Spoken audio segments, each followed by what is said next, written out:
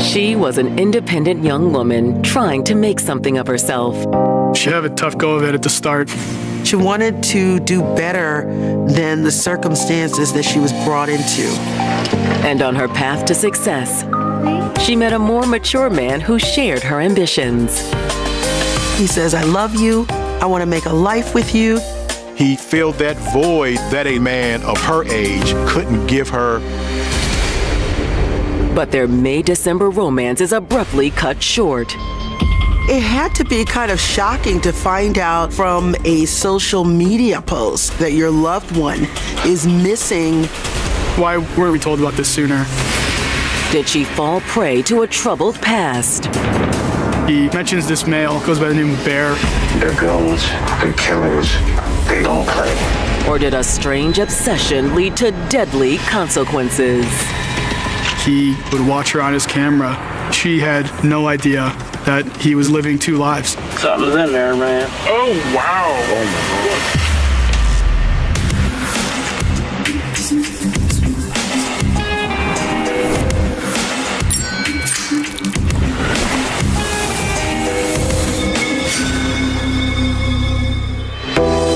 November 12, 2022. It's only a few weeks away from Thanksgiving in Cleveland, Ohio. In the city of Cleveland, a lot of people look forward to Thanksgiving because it reminds people of family.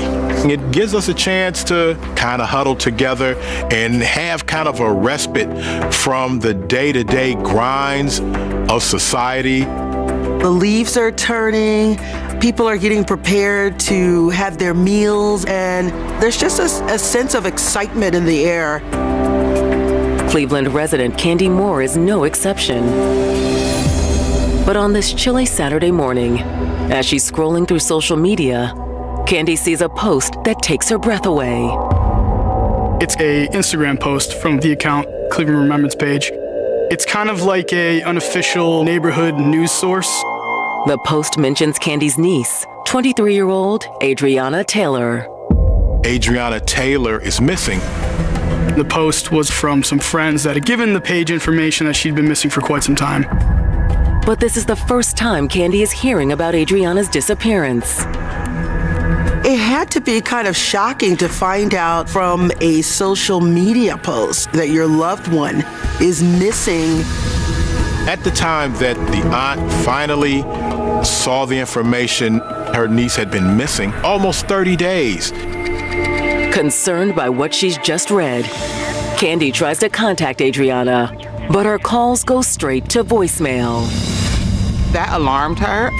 She thought something was going on that wasn't right. Your mind is spiraling. You're trying to figure out exactly how this could ever happen to you or your family member and how to fix it as quickly as possible. 23-year-old Adriana Taylor grabbed attention wherever she went. Her smile, her heart, she would talk to everybody, make everybody feel good. She was fun. She was such a loving and supportive person to the people that were around her. She was very generous. She would give you the shirt off her back. Adriana's inner light was all the more remarkable given her upbringing. She didn't have the easiest of lives. The parents weren't really in the picture all that much. She bounced around from family and friends. Adriana was one of 6 kids and pretty much was raised by her grandparents. It's common for people who don't have that relationship or that bond with their parents to not be able to flourish, but Adriana was able to beat those odds. She had been through some things, but had come out on top with a good heart and a good spirit. As soon as she was able, Adriana joined the workforce. She had a job at the distribution plant. She was a hard worker. She was out here trying to make a better life for herself by making an honest living. Adriana really was committed to living a life of stability and family because that was what she was missing and that's what she craved. So when Adriana's coworker, 43-year-old Anthony Kennedy, began showing interest in her, she was intrigued. Hey, Adriana. Hey. How was your weekend? It was good. I just chilled. It was pretty nice. She wanted somebody who would protect her, somebody who would provide for her, somebody who would love her. Somebody like Anthony. Anthony was a nice guy, quiet, reserved. He wore glasses. He seemed responsible. He was actually her supervisor, but he was creative, he was intelligent, good with numbers, he was helpful. He showed Adriana that he was interested in her. He pursued her. So look, this may sound a little weird, but are you busy later? No, I was just gonna go home. Why? Would you like to go to dinner? I would love that. Anthony on paper, checked the boxes. Being loving, being financially secure.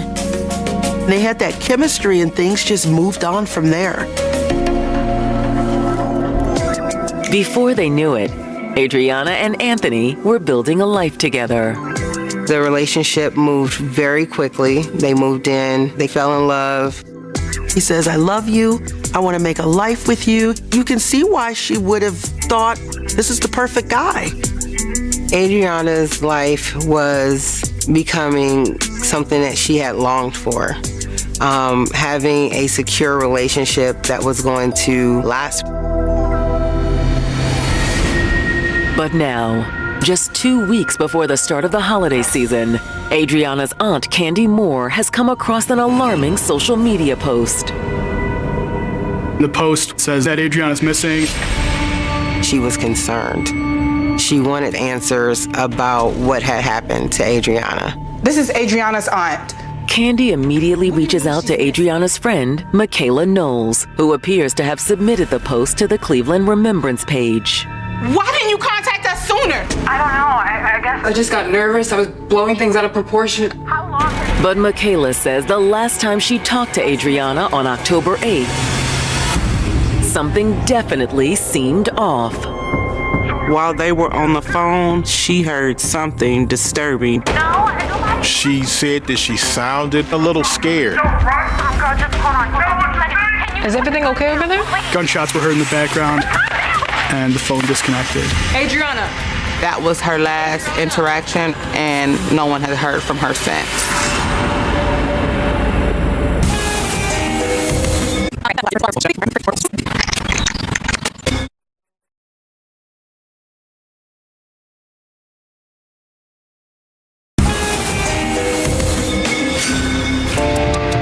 After overcoming a difficult upbringing, 23-year-old Adriana Taylor had finally found her footing in life. She had a good job. She had friends that cared about her. She also found the man she wanted to share a future with, her co-worker, 43-year-old Anthony Kennedy.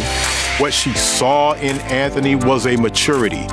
Anthony filled that void that a less mature man of her age couldn't give her. But now Adriana's aunt, Candy Moore, is panicking after discovering that her niece hasn't been seen in over a month. The last time that anyone reportedly heard from Adriana, gunshots were heard in the background. Adriana. This is extremely concerning. It's a wonder why the friend didn't come right out and report that. And a lot of times, people just don't want to get that deeply involved. They don't know if it's really something, if it's really nothing. I am so sorry I didn't say anything sooner. I was just so scared. Within the African American community, there is a distrust of our police force. And it makes it hard to trust that they're going to follow through, they're going to care. Regardless, Adriana's aunt knows it's time to involve the authorities. So on November 13th, 2022, she contacts the Cleveland Police Department to report Adriana missing.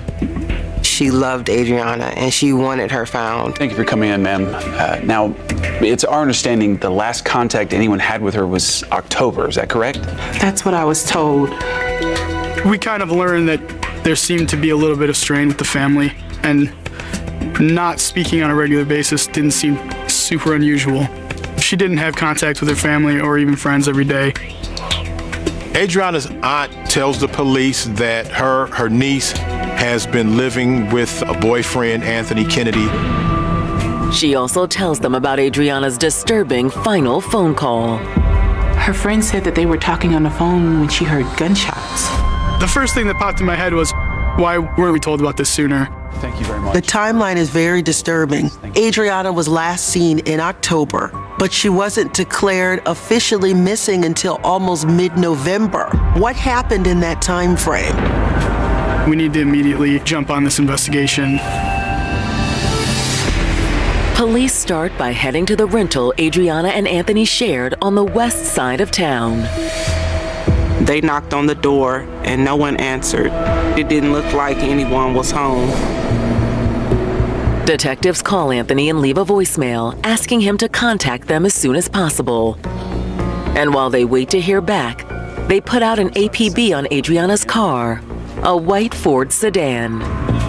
Upon finding out Adriana had a car registered to her, I immediately took steps to find out if the vehicle's been towed, if it's in the impound lot, if it was, seen anywhere on any law enforcement databases.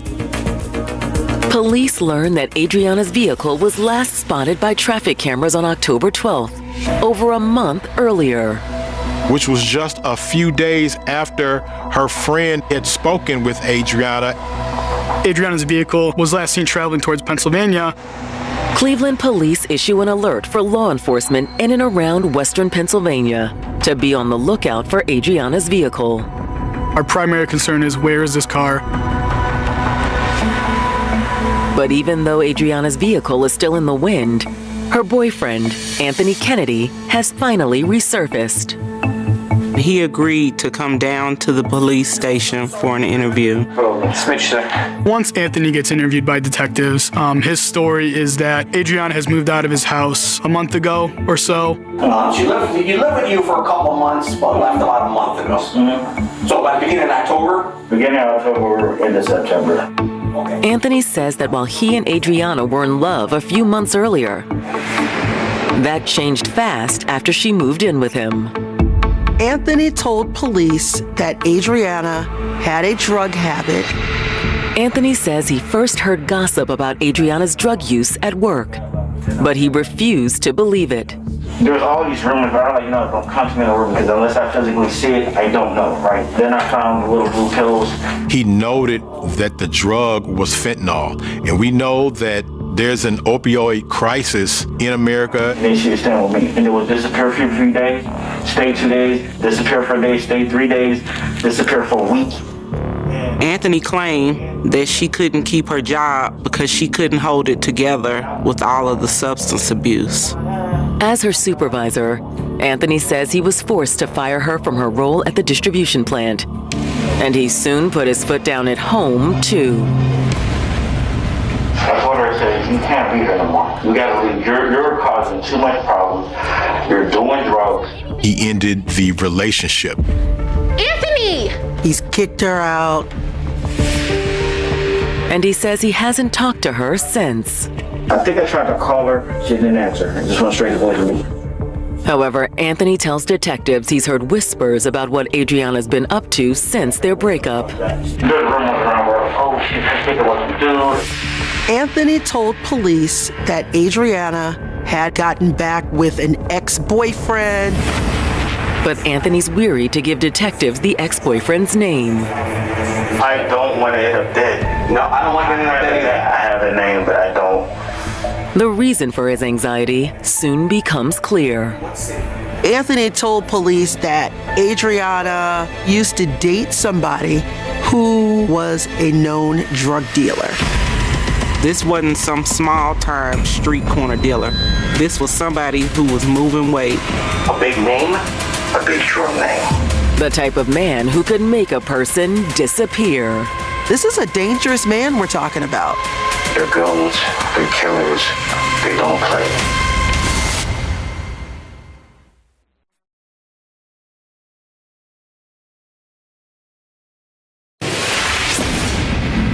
48 hours after 23-year-old Adriana Taylor was reported missing in Cleveland, Ohio, her co-worker turned boyfriend, Anthony Kennedy, has just given police their first lead. Anthony told police that Adriana had started using drugs and that maybe she'd gotten back with an ex-boyfriend who was a drug dealer. And I believe she's messing. I don't know if he's the kingpin or one of the bigger people there. However, Anthony is hesitant to tell the investigators everything he knows. Just hang tight. It's okay. All right? I don't want my legs to be in danger. Okay. I don't want your leg to be in danger either. Ultimately, Anthony pushes through his fear to give the police a name, or at least a nickname. Bear. Bear? Like the animal or the drink? Bear? Okay. He mentions this male, goes by the name of Bear, but alludes to the fact that he has something to do with her disappearance. I feel like my life's in danger now. I really do. The kind of relationship I just gave you, I feel like my life's in danger. Anthony goes on to say he's heard rumors that Bear is expanding his drug operation. The guy that she was with was actually trying to expand into Pennsylvania. Could that explain why Adriana's car was last seen traveling in that direction? There was a possibility that this was the reason that Adriana was going to that area because of her new relationship with Bear. And if Bear is as dangerous a person as Anthony's saying, it's all the more reason police need to look into him. It's not something that the police can overlook. Police know drugs and violence go hand in hand. If something happened to Adriana, this could be the explanation. But before the detectives can make much headway in locating Bear, a new lead emerges from yet another state, West Virginia. Turns out Adriana's car was pulled over in West Virginia in October. The traffic stop occurred on October 3rd, a week before surveillance cameras spotted the vehicle heading toward Pennsylvania, and just a few days before Adriana's alarming phone call with her friend, Michaela Knowles. There were two people in the car. It is not known if the other passenger was Bear, but what is known is that there was possible drugs in the car. The officer who pulled them over noted that the car had illegally tinted windows and was seen leaving a known trap house. However, no drugs were located in the vehicle at that time. They were allowed to leave with just a citation for the tinted windows. The information investigators are hearing seems to line up with what they've learned from Anthony Kennedy. I told her you're causing too much problems. You're doing drugs. But where is Adriana now? And what about the man she was last seen with? We followed up on these leads. We reached out to hospitals, some of the shelters, normal places where you would expect someone that maybe had OD'd or was looking for some kind of help would turn up, and we found no trace of that at all. And it was like she just vanished. At this point of the investigation, there now seems to be more questions than answers. But then, detectives receive a promising phone call from their colleagues in Pennsylvania. We received information from a small suburb of Pittsburgh that they had towed her car. It was just abandoned on the street in a no parking zone. I don't know where the car was at exactly, but the amount of dirt and fires. Obviously, it's been sitting a while with these leaves and stuff.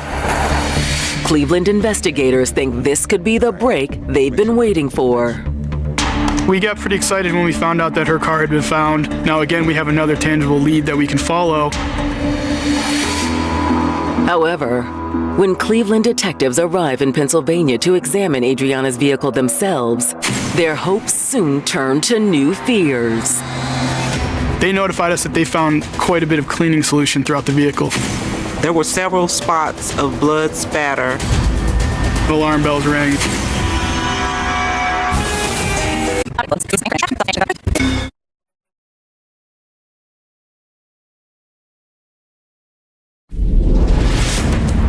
On November 16th, 4 days into the search for 23-year-old Adriana Taylor, Cleveland detectives have learned that Adriana's missing sedan has been located in Pittsburgh, Pennsylvania. Pittsburgh police let them know, hey, this car's been abandoned here for a little bit. I think you guys should come and look at it. We immediately made arrangements to travel to Pittsburgh, to the area where her vehicle was recovered. And when detectives arrive to examine the vehicle, they make a troubling discovery. We learned the car had been cleaned. Someone had scrubbed the vehicle from top to bottom. But that's not all. There were several spots of blood spatter on both the inside and outside of the vehicle. And the blood was a match for Adriana Taylor. It's evidence that points to a disturbing possibility. It seems like there's foul play. That kind of gave me more of an alarm bell, as like something really might be wrong here. With this chilling new evidence in tow, detectives start making rounds with residents on the street where Adriana's abandoned vehicle was found. We were able to canvass the neighborhood. They quickly turn up a promising witness. And we're here because there was a car found in your alley. You're familiar with this. We know this obviously. The man describes something suspicious he witnessed on the night of October 12th. I saw the car pull up. Okay. The guy got out of the car and he opened both back doors, took something out in a plastic bag and threw it in the dumpster that was back there.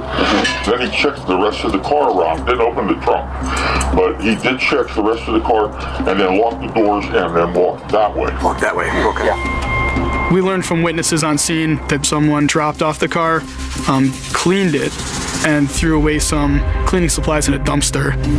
Detectives search the dumpster for evidence, but they're out of luck. The dumpster had already been emptied several times since the incident occurred. It was frustrating to miss out on whatever that evidence might have been.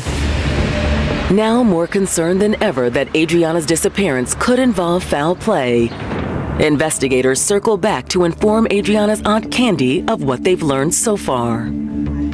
Adriana's loved ones were still hopeful that she would be found alive, but it was becoming harder to hold on to those hopes by the day. It was devastating. You can't wrap your mind around it. Hoping to verify the leads they've gotten from Anthony Kennedy, detectives inquire about Adriana's alleged drug use. We did end up verifying that she was friends with some individuals that, did have a history of drug behavior. But the people who know Adriana best insist she wasn't a part of that. She didn't use drugs at all. Maybe some pot here and there, but that was it. Are you sure about that? Absolutely. We weren't really able to substantiate that she was ever into drugs. Detectives also inquire about the man known as Bear, who Anthony penned as Adriana's drug-dealing lover. Okay, what about a guy named Bear? Do you know him? Yeah, I knew him. He was a friend of hers.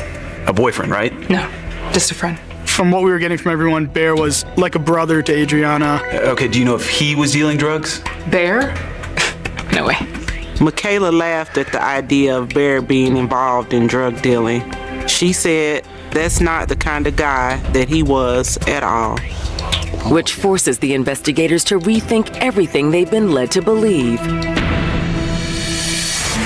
Anthony told us Bear deals drugs, and he was kind of casting blame upon him. They're goons, they're killers, they don't play.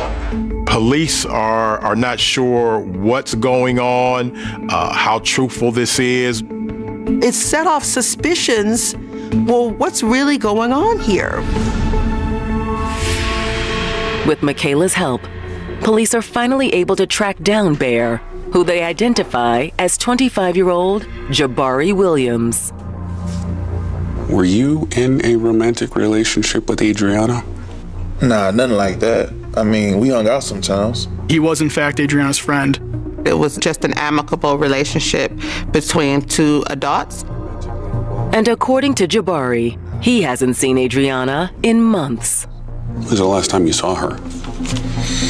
Probably July, maybe August. His phone records appear to support what he's telling the police. Other than what Anthony had told us about Bear, there was really no link between Bear and Adriana around the time of her disappearance. Now with Bear in the clear, all roads lead back to one man, Anthony Kennedy. It just seemed like Anthony had created a scapegoat almost, and wanted us to believe it was Bear. Hoping to learn more about Anthony's relationship with Adriana, detectives head to the distribution plant where they both worked. Once the police start to have these conversations with Adriana's coworkers, they start to make connections that Adriana and Anthony's relationship was not as pleasant as they thought it was. According to coworkers, the couple's relationship had been a source of trouble from the beginning. Anthony had actually been written up at one point because of his relationship with Adriana. As her direct supervisor, he shouldn't have had any kind of, extracurricular relationship with her. The 20-year age gap between them also made some of their colleagues uncomfortable. The age difference was somewhat alarming. What it says to me about Anthony is that he was looking for someone who he would be able to maybe manipulate or even control. When detectives ask Adriana's coworkers about the circumstances under which she was fired, they realize Anthony has misled them once again. Adriana was let go, but she was not let go, the distribution center said, because of drugs. She was ultimately let go because of 2 no-call, no-shows. Her firing happened in early October, around the same time she went missing. That would mean that Anthony Kennedy's version of what happened seemed to be a lie. In the weeks after Adriana disappeared, employees say that Anthony's behavior grew increasingly alarming.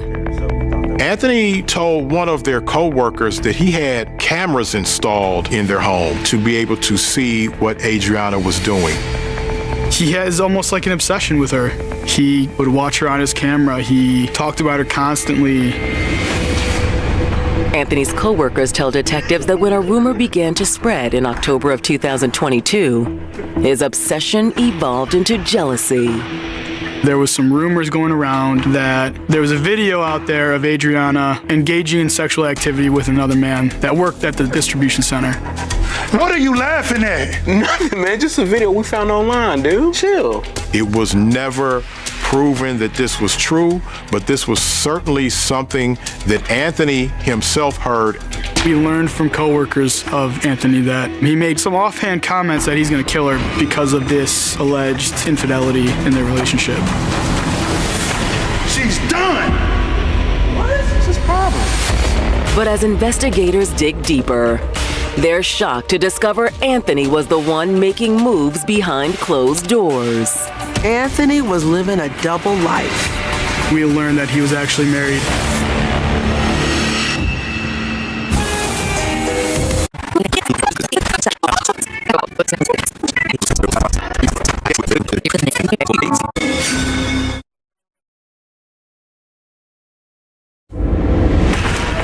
Detectives investigating the disappearance of 23-year-old Adriana Taylor have just unearthed alarming new information about her 43-year-old boyfriend, Anthony Kennedy. There was a rumor going around work that Anthony was jealous because he'd heard that Adriana had made a sex tape with someone else. She's done! What are you talking about?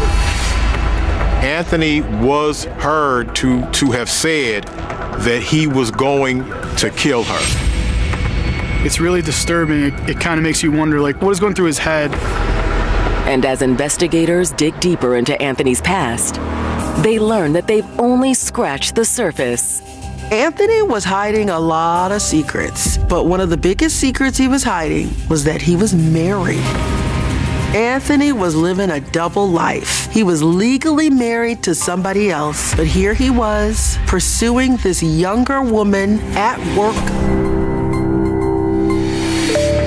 When detectives contact Anthony's wife, Anastasia, she agrees to come into the station to speak with them. Anastasia was shocked to find out that Anthony had been living with a woman in his apartment for 4 months. I just can't believe this. I'm so sorry, ma'am. Anastasia tells detectives that she and Anthony were married in July of 2022, but even after exchanging vows, her husband insisted on keeping separate residences. He was telling her that he has this lease that he can't break, and he has to stay here until it's over with. When their leases were up, they were supposed to move in together. Anastasia's work as a traveling nurse meant the couple spent long periods of time apart. She had not seen Anthony in the whole month of October. She had no idea that he was essentially living two lives. She was in complete disbelief. So he must have done a good job of keeping his two lives completely separate. As far as the investigators are concerned, they've heard everything they need to know about Anthony Kennedy. Now, they just need to find him. They move in for the arrest, but Anthony is on the run. However, investigators secure a warrant to search the rental he once shared with Adriana. Inside the apartment, it's packaged as if someone's moving, and we're immediately struck by the living room. The carpet had been ripped up. It was at that time that we all kind of got a sinking feeling and knew something bad had happened here. Investigators find more concerning evidence in Anthony's backyard. There's a giant burn mark in the rear of the driveway with what appears to be fabric within it. Anthony had burned something large back there. At this point, obviously, Anthony is suspect number one. And the next day, he finally shows up at the Cleveland Police Department, ready to talk. He wanted to kind of get this straightened out and take care of it.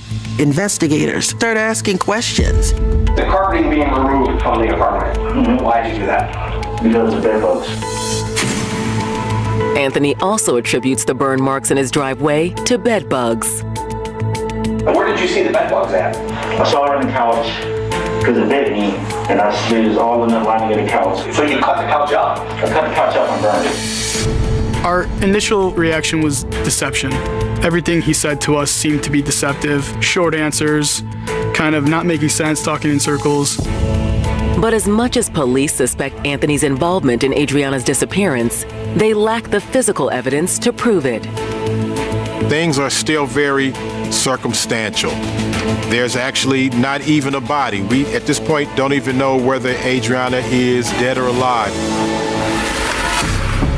So as the Thanksgiving holiday approaches, the prime suspect in Adriana's disappearance remains a free man. We've kind of come to a bit of a standstill on it. After the holidays, we're going to regroup, hit it hard again. But on the night of November 24th, a stunning discovery immediately reignites the investigation. Oh, shine that on there. That's a hand. Oh, wow. Oh,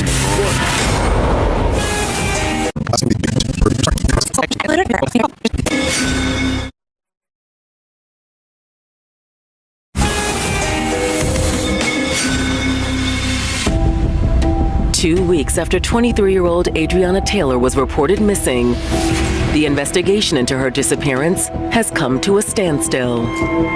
The police had suspected that Adriana's boyfriend, Anthony Kennedy, was behind her disappearance. However, they didn't have enough evidence to prove it. But at 11 p.m. on the night before Thanksgiving, as Cleveland investigators lay sleeping, police 140 miles away in Pittsburgh, Pennsylvania, are responding to an alarming 911 call. The landlord is calling police because a suspicious male appears to be digging in his backyard, and he's watching the whole thing live on his cameras. By the time police arrive, the mystery man has fled. he was back here for an hour. We had him on camera. Dude, submit. That's weird. Was immediately suspicious, and the landlord wants the spot dug into. He wants to know what he's doing back there. Let me try to get on that side and I'll try to lift it up. Ultimately, the police kind of moved the debris, fresh, wet concrete, underneath all of this. Something's in there, man. I hope it's not a dead body. Shine that on there. That's a hand. Oh, wow. What? After radioing for backup, officers speak to the landlord's tenant, who had been living inside his rental property for several months. They showed her the security video, and she instantly recognized the man on the tape. So this guy's your relative? He's my brother. What's your brother's name? Anthony Kennedy. When news of these events reaches Cleveland, the detectives working Adriana's missing persons case are stunned. I woke up Thanksgiving morning to about 100 missed calls and come to find out that they had found Adriana's body in Pennsylvania. And there was Ring camera footage. I was in disbelief. Like, all of our jaws were on the floor. Like, it's very rare to discover a buried body, let alone capture the whole thing on 4K HD video. An autopsy soon confirms just how Adriana died. Adriana was killed with a single gunshot wound to the top of her head. From the angle, it appeared that she had to have been laying or sitting at the time she was shot.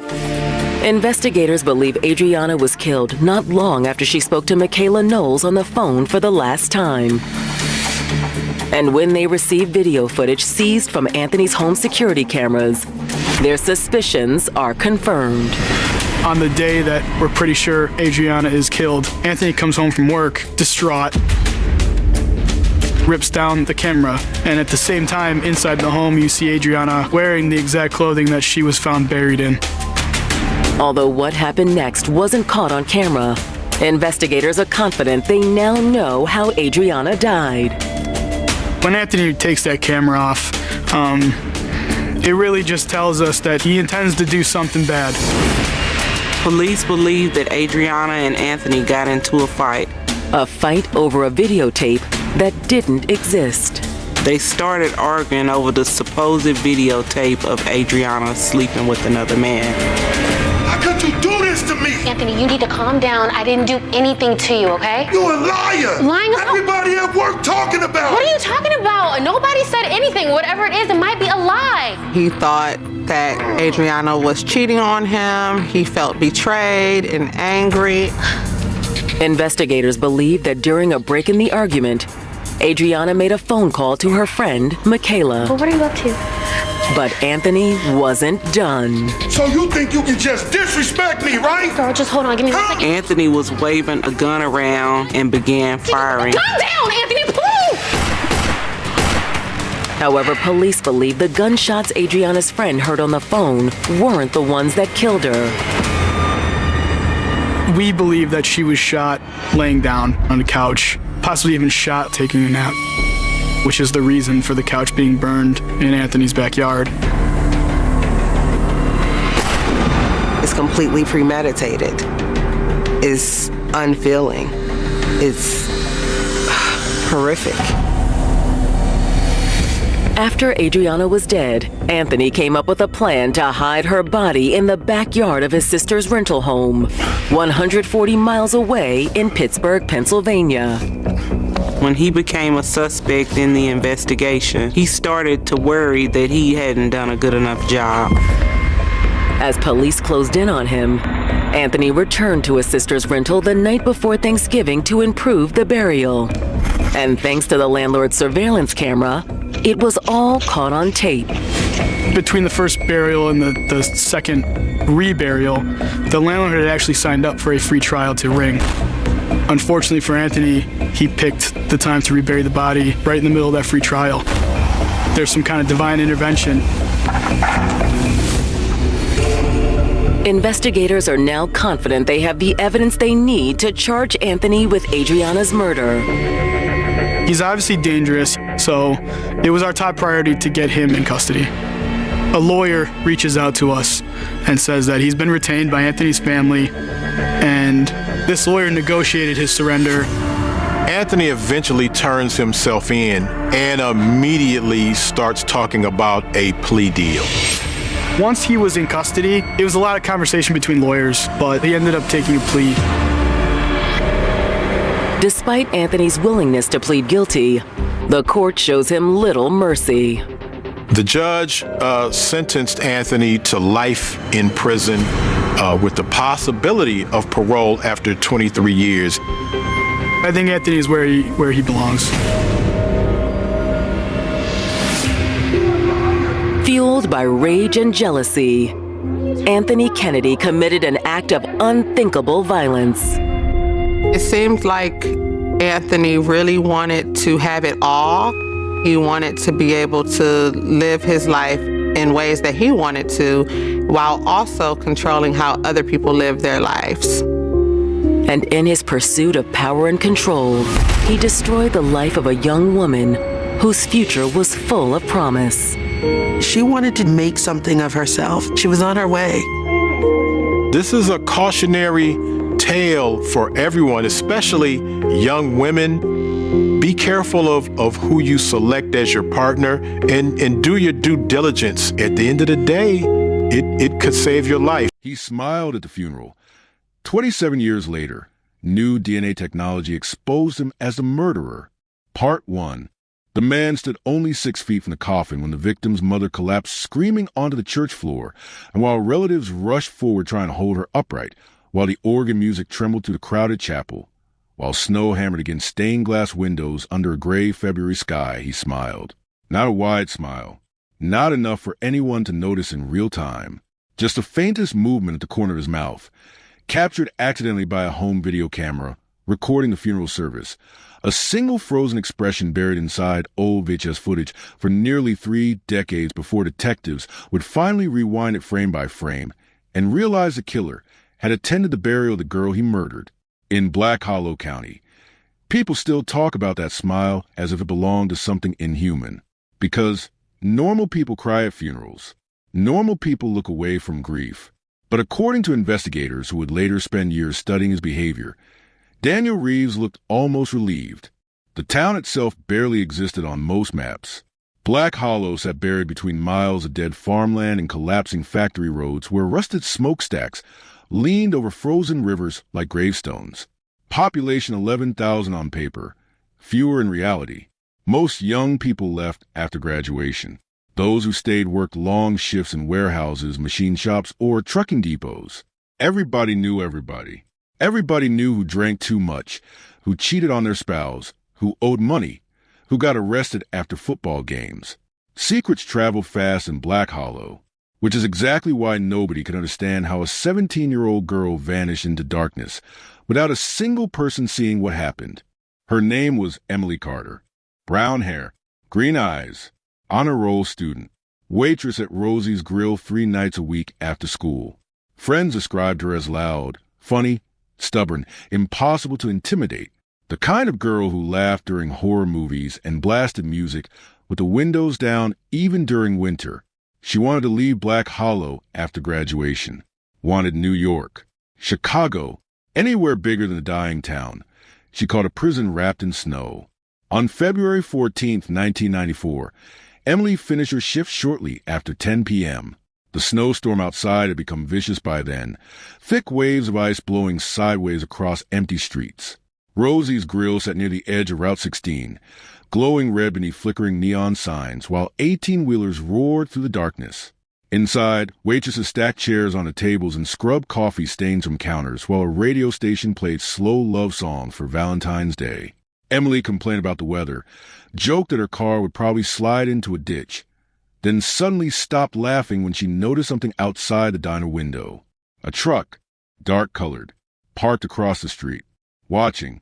One co-worker later told detectives Emily became nervous immediately. She recognized the vehicle, or at least thought she did. When asked who she believed was inside, Emily reportedly answered with 4 words investigators would never forget. "I hope it's not him." The co-worker assumed she meant an ex-boyfriend. Small-town drama. Nothing unusual. Emily walked into the kitchen moments later, called someone from the payphone near the hallway, spoke for less than 20 seconds, then grabbed her coat and stepped outside into the storm. That was the last confirmed moment anyone saw her alive. At first, nobody panicked. Teenagers disappear for a few hours all the time, especially on Valentine's Day. But when Emily failed to return home by midnight, her mother started calling friends. By 1:30 a.m., she contacted police. Sheriff Harold Bennett initially believed Emily had run off voluntarily. Then deputies discovered her car still parked behind Rosie's Grill. The engine was cold. The doors were locked. Her purse remained on the passenger seat beside scattered cassette tapes and a half-finished soda. But Emily was gone. Deputies searched the surrounding area for hours beneath freezing wind. Snow buried the road so heavily investigators struggled to preserve footprints. Search dogs lost the scent near the highway. One deputy claimed he found tire impressions leading toward the woods, but by sunrise the storm had erased everything. The disappearance exploded across Black Hollow by morning. Church groups organized search parties. Volunteers combed through frozen fields carrying flashlights and thermoses of coffee. Helicopters circled over abandoned railroad lines. The FBI arrived within 48 hours after media coverage spread into neighboring counties. Emily's school canceled basketball games. Students taped missing person flyers across storefront windows. Fear moved through the town like infection. Parents stopped letting children walk home alone. Every unknown vehicle became suspicious. Every rumor sounded possible. Then investigators uncovered the first disturbing detail. Witnesses reported seeing Emily arguing with an older man several days before she vanished. Not her boyfriend. Not anyone from school. A married man. Daniel Reeves, 32 years old, church volunteer, assistant manager at Grayson Hardware Supply. Married with 2 children. Clean-cut, soft-spoken. The kind of man neighbors described as dependable. He coached Little League during summer. Helped organize church fundraisers during winter. Never arrested. Never violent. Never even raised his voice publicly. And according to at least 2 witnesses, he had become strangely interested in Emily during the months before her disappearance. One waitress from Rosie's Grill told detectives Daniel visited the diner almost every night Emily worked. He always sat in the same booth. Always tipped heavily. Always watched her. Another witness claimed Emily once called him creepy after catching him staring at her in the parking lot. But suspicion alone meant nothing. Detectives interviewed Daniel 3 days after the disappearance. He welcomed them calmly into his home, offered coffee, answered every question without hesitation, claimed he spent Valentine's night repairing shelves in his garage while listening to a basketball game on the radio. His wife confirmed the story. So did his younger brother. Investigators searched his truck and found absolutely nothing. No blood, no fibers, no weapon. Nothing connected him physically to Emily Carter. Still, experienced detectives sensed something wrong immediately. Daniel Reeves never asked whether Emily had been found alive. Not once. He only asked whether police believed the person responsible was local. The question lingered in investigators' minds for years. Then came March 3rd. 27 days after Emily vanished, a hunter entered abandoned industrial land near the Ashcroft textile mill, nearly 12 miles outside town.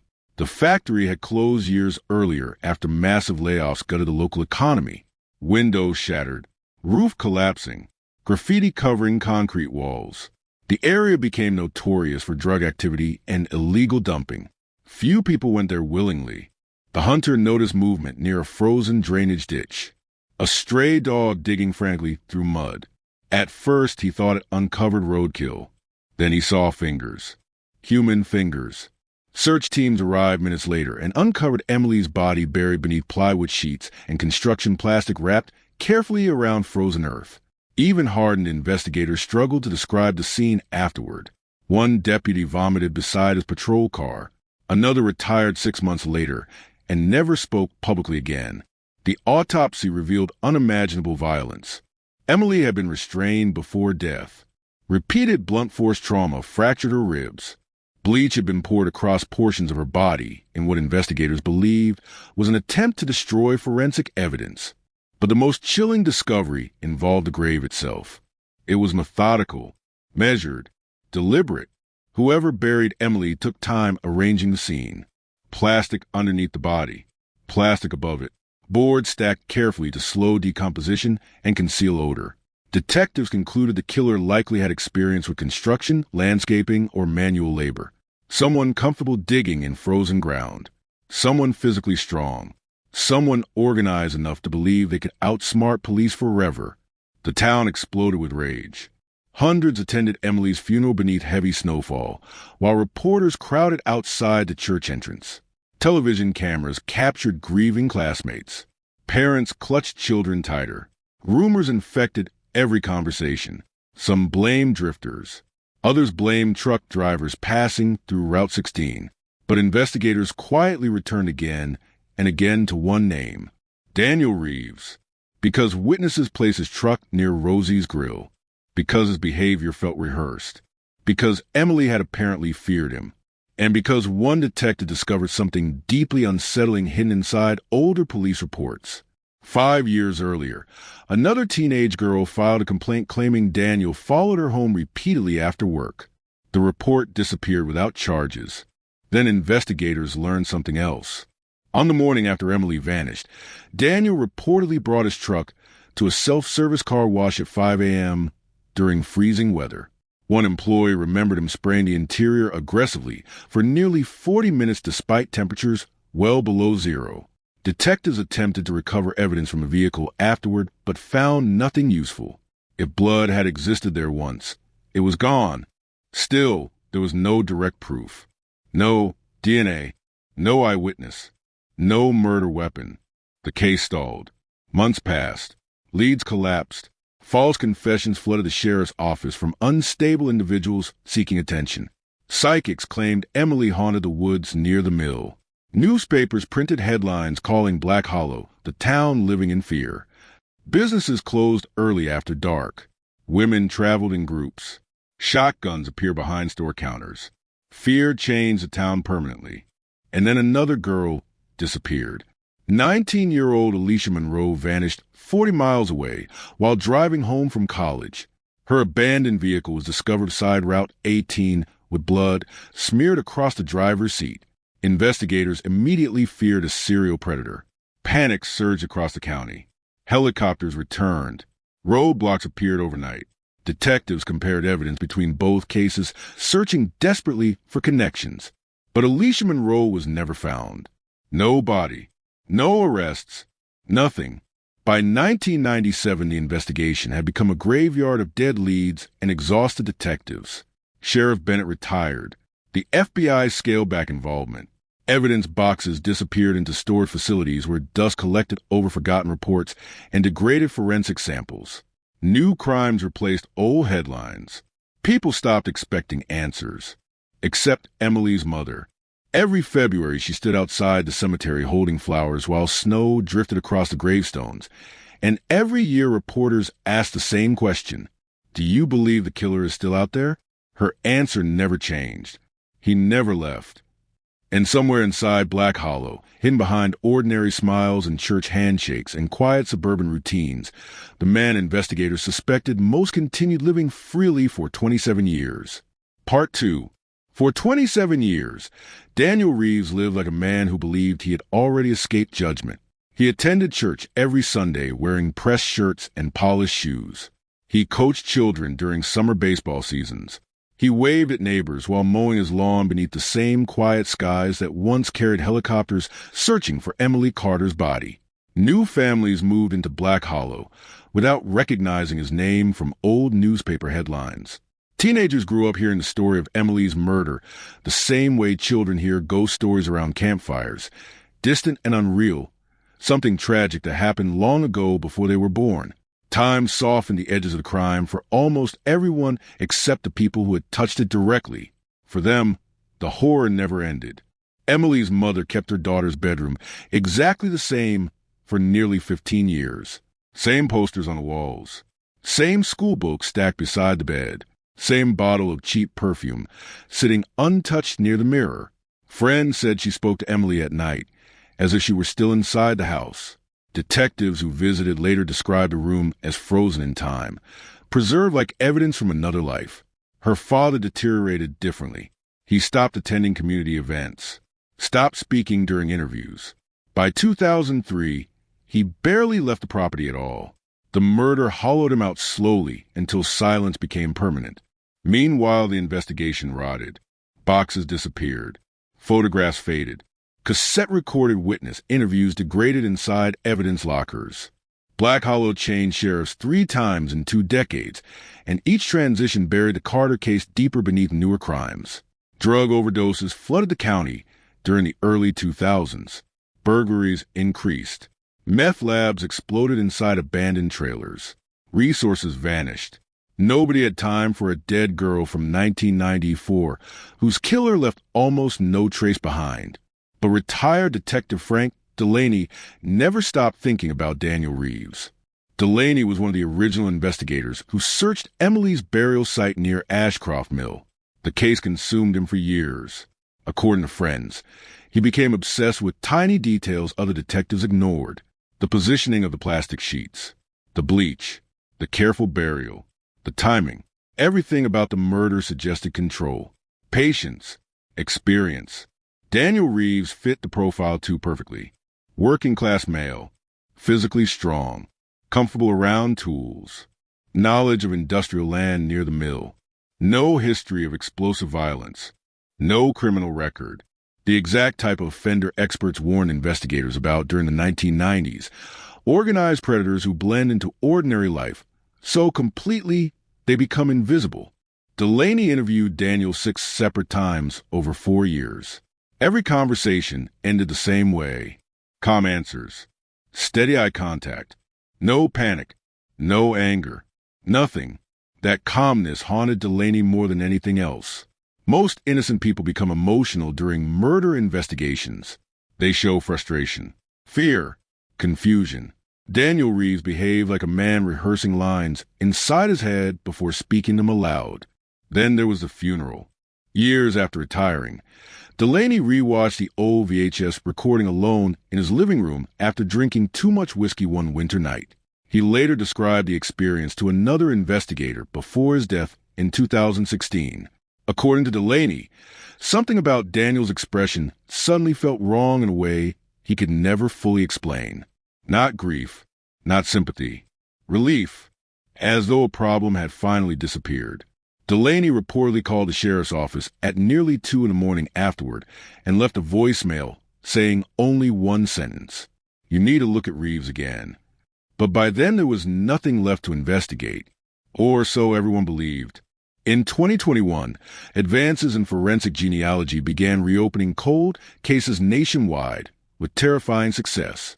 Murderers who had escaped justice for 30 or 40 years suddenly found themselves exposed by microscopic DNA fragments impossible to analyze during earlier decades.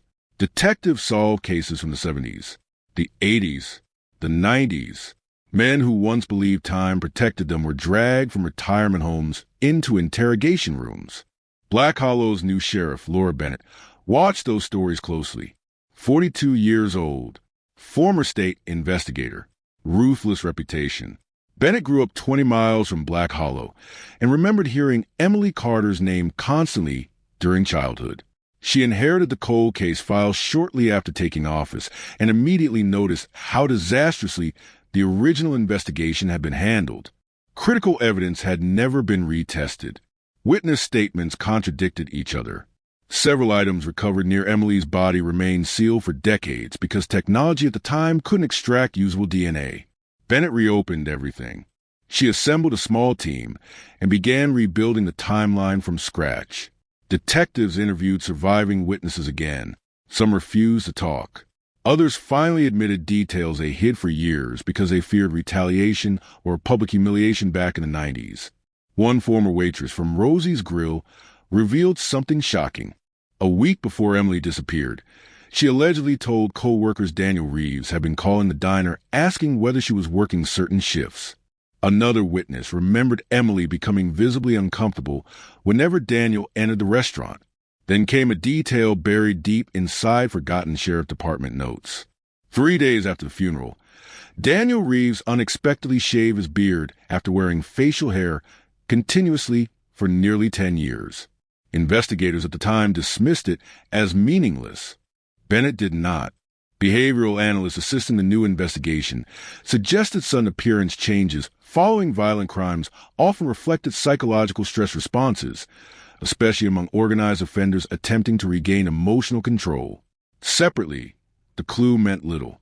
Combined with everything else, it deepened suspicion.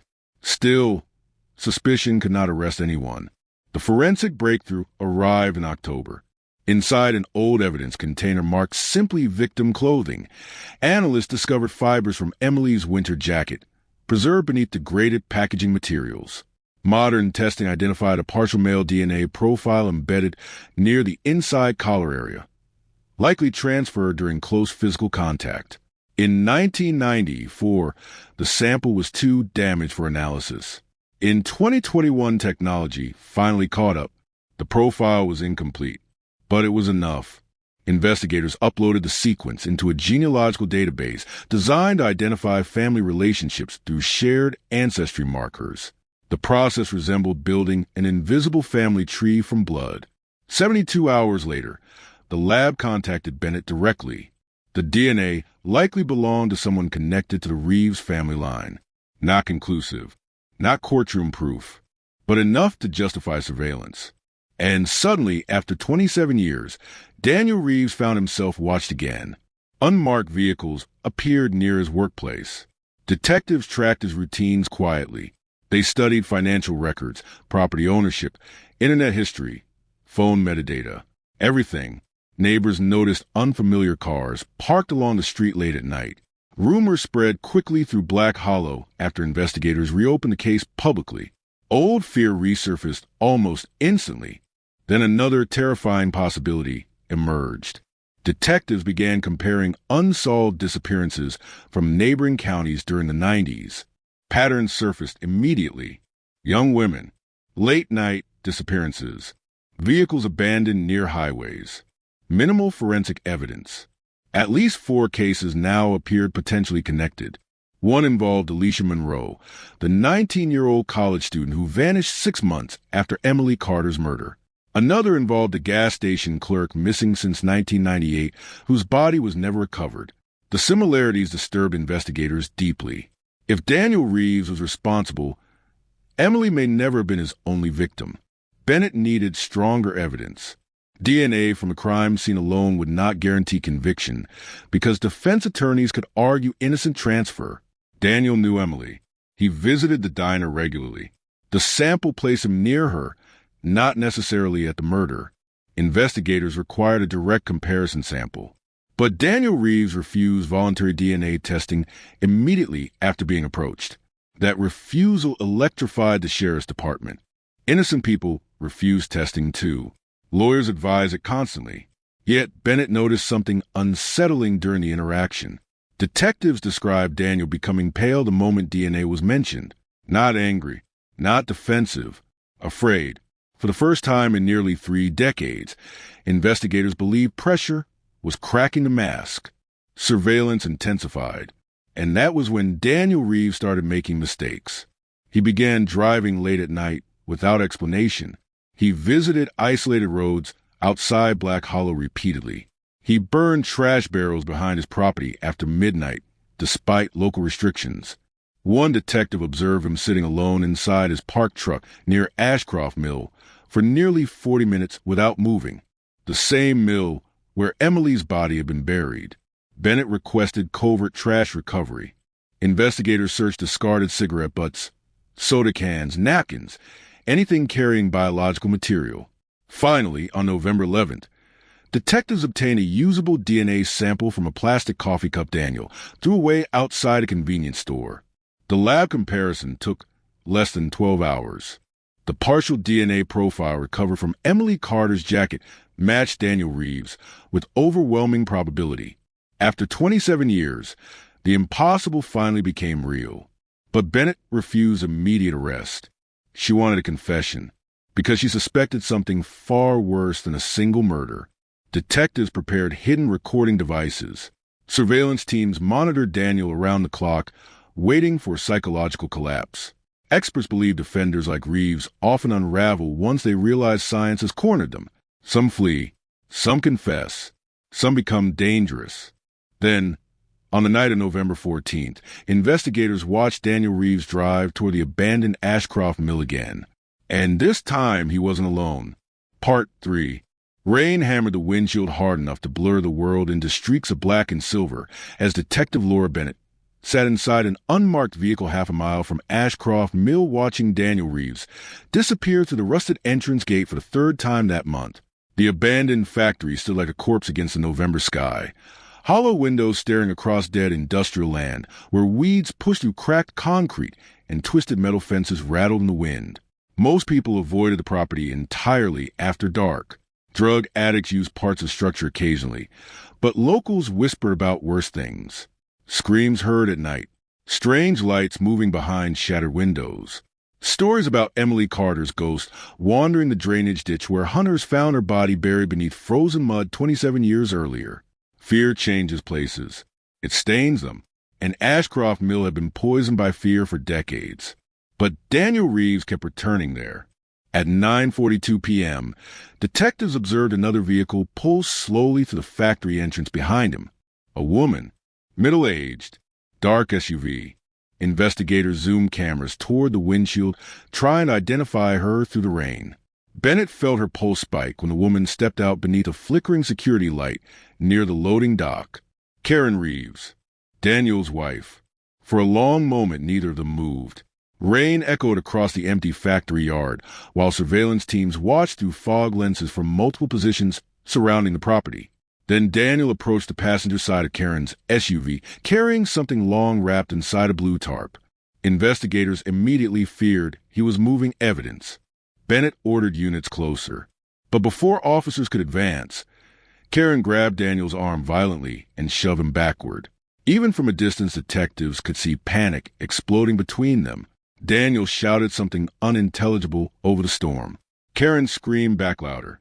Then suddenly she slapped him across the face hard enough to stagger him sideways. Bennett made the decision instantly. Move in. Police vehicles surged forward through mud and standing water, headlights cutting across the ruined factory grounds while detectives rushed toward the couple shouting commands. Daniel froze. Karen collapsed beside her SUV, sobbing uncontrollably. Officers restrained Daniel against the hood of his truck, while Bennett pulled Karen aside beneath the loading dock overhang away from cameras and rain.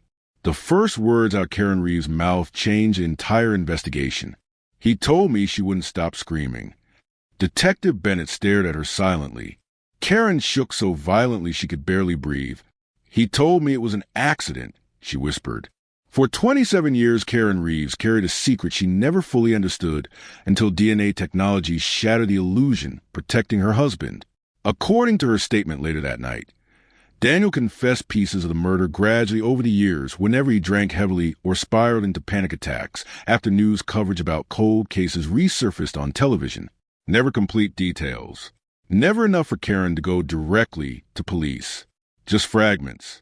A girl in the truck. A fight. Screaming. Bleach. The factory. At first, Karen believed Daniel struck someone accidentally during an argument and covered up out of fear. She convinced herself the truth couldn't possibly be as monstrous as it sounded. They had children together. A mortgage. 27 years of marriage. Accepting reality meant admitting she slept beside a predator nearly every night since 1994. Then detectives reopened the case. Daniel changed immediately. Stopped sleeping. Started drinking. Obsessed over news reports about DNA advancements and cold case arrests. Karen caught him burning old clothing behind the house after midnight. One evening, she discovered him sitting alone in the garage staring at newspaper clippings about Emily Carter spread across the workbench floor. That was when he finally admitted the truth. Not all of it, but enough. Karen told investigators Daniel claimed Emily got into his truck voluntarily after work because they knew each other from the diner.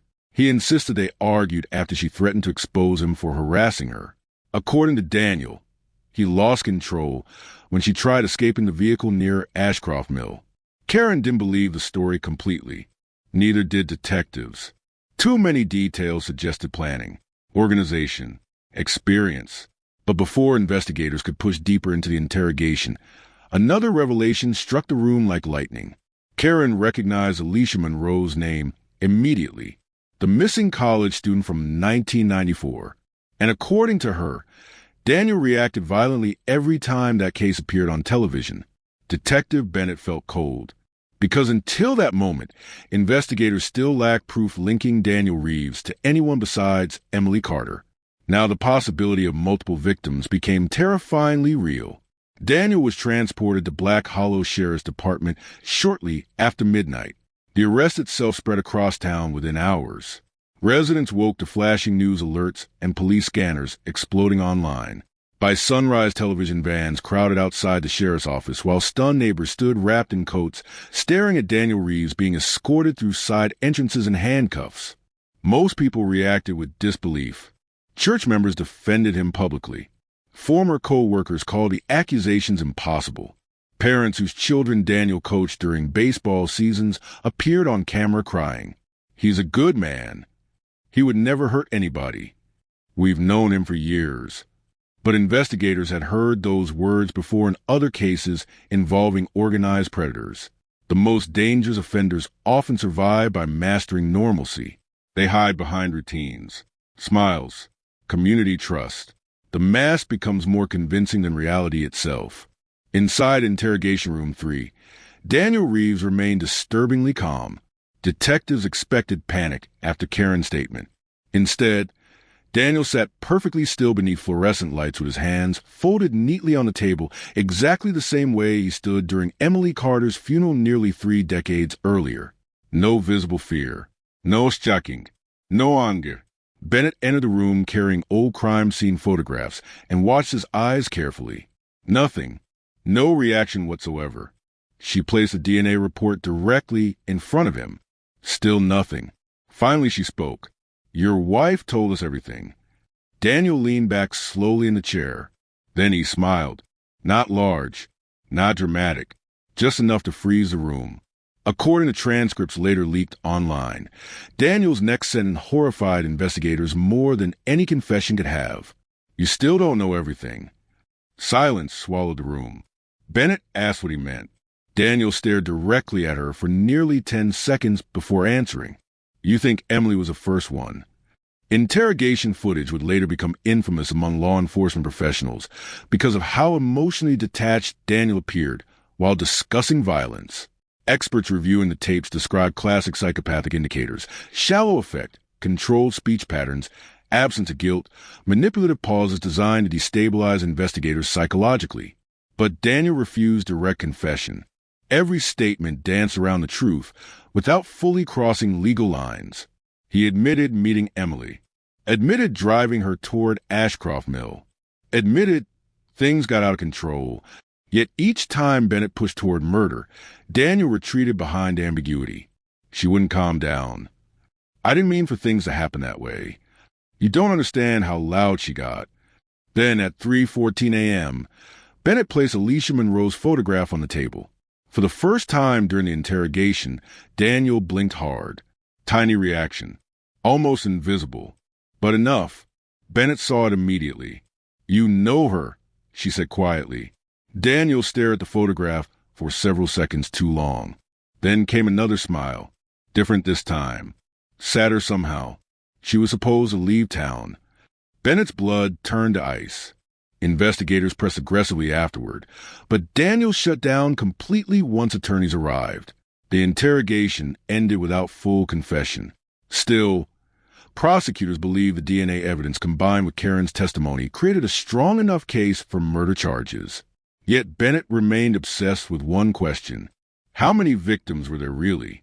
Because during the final minutes before attorneys terminated questioning, Daniel muttered something almost too softly for microphones to capture. There are places you never searched. The statement triggered immediate emergency meetings between county investigators and state police.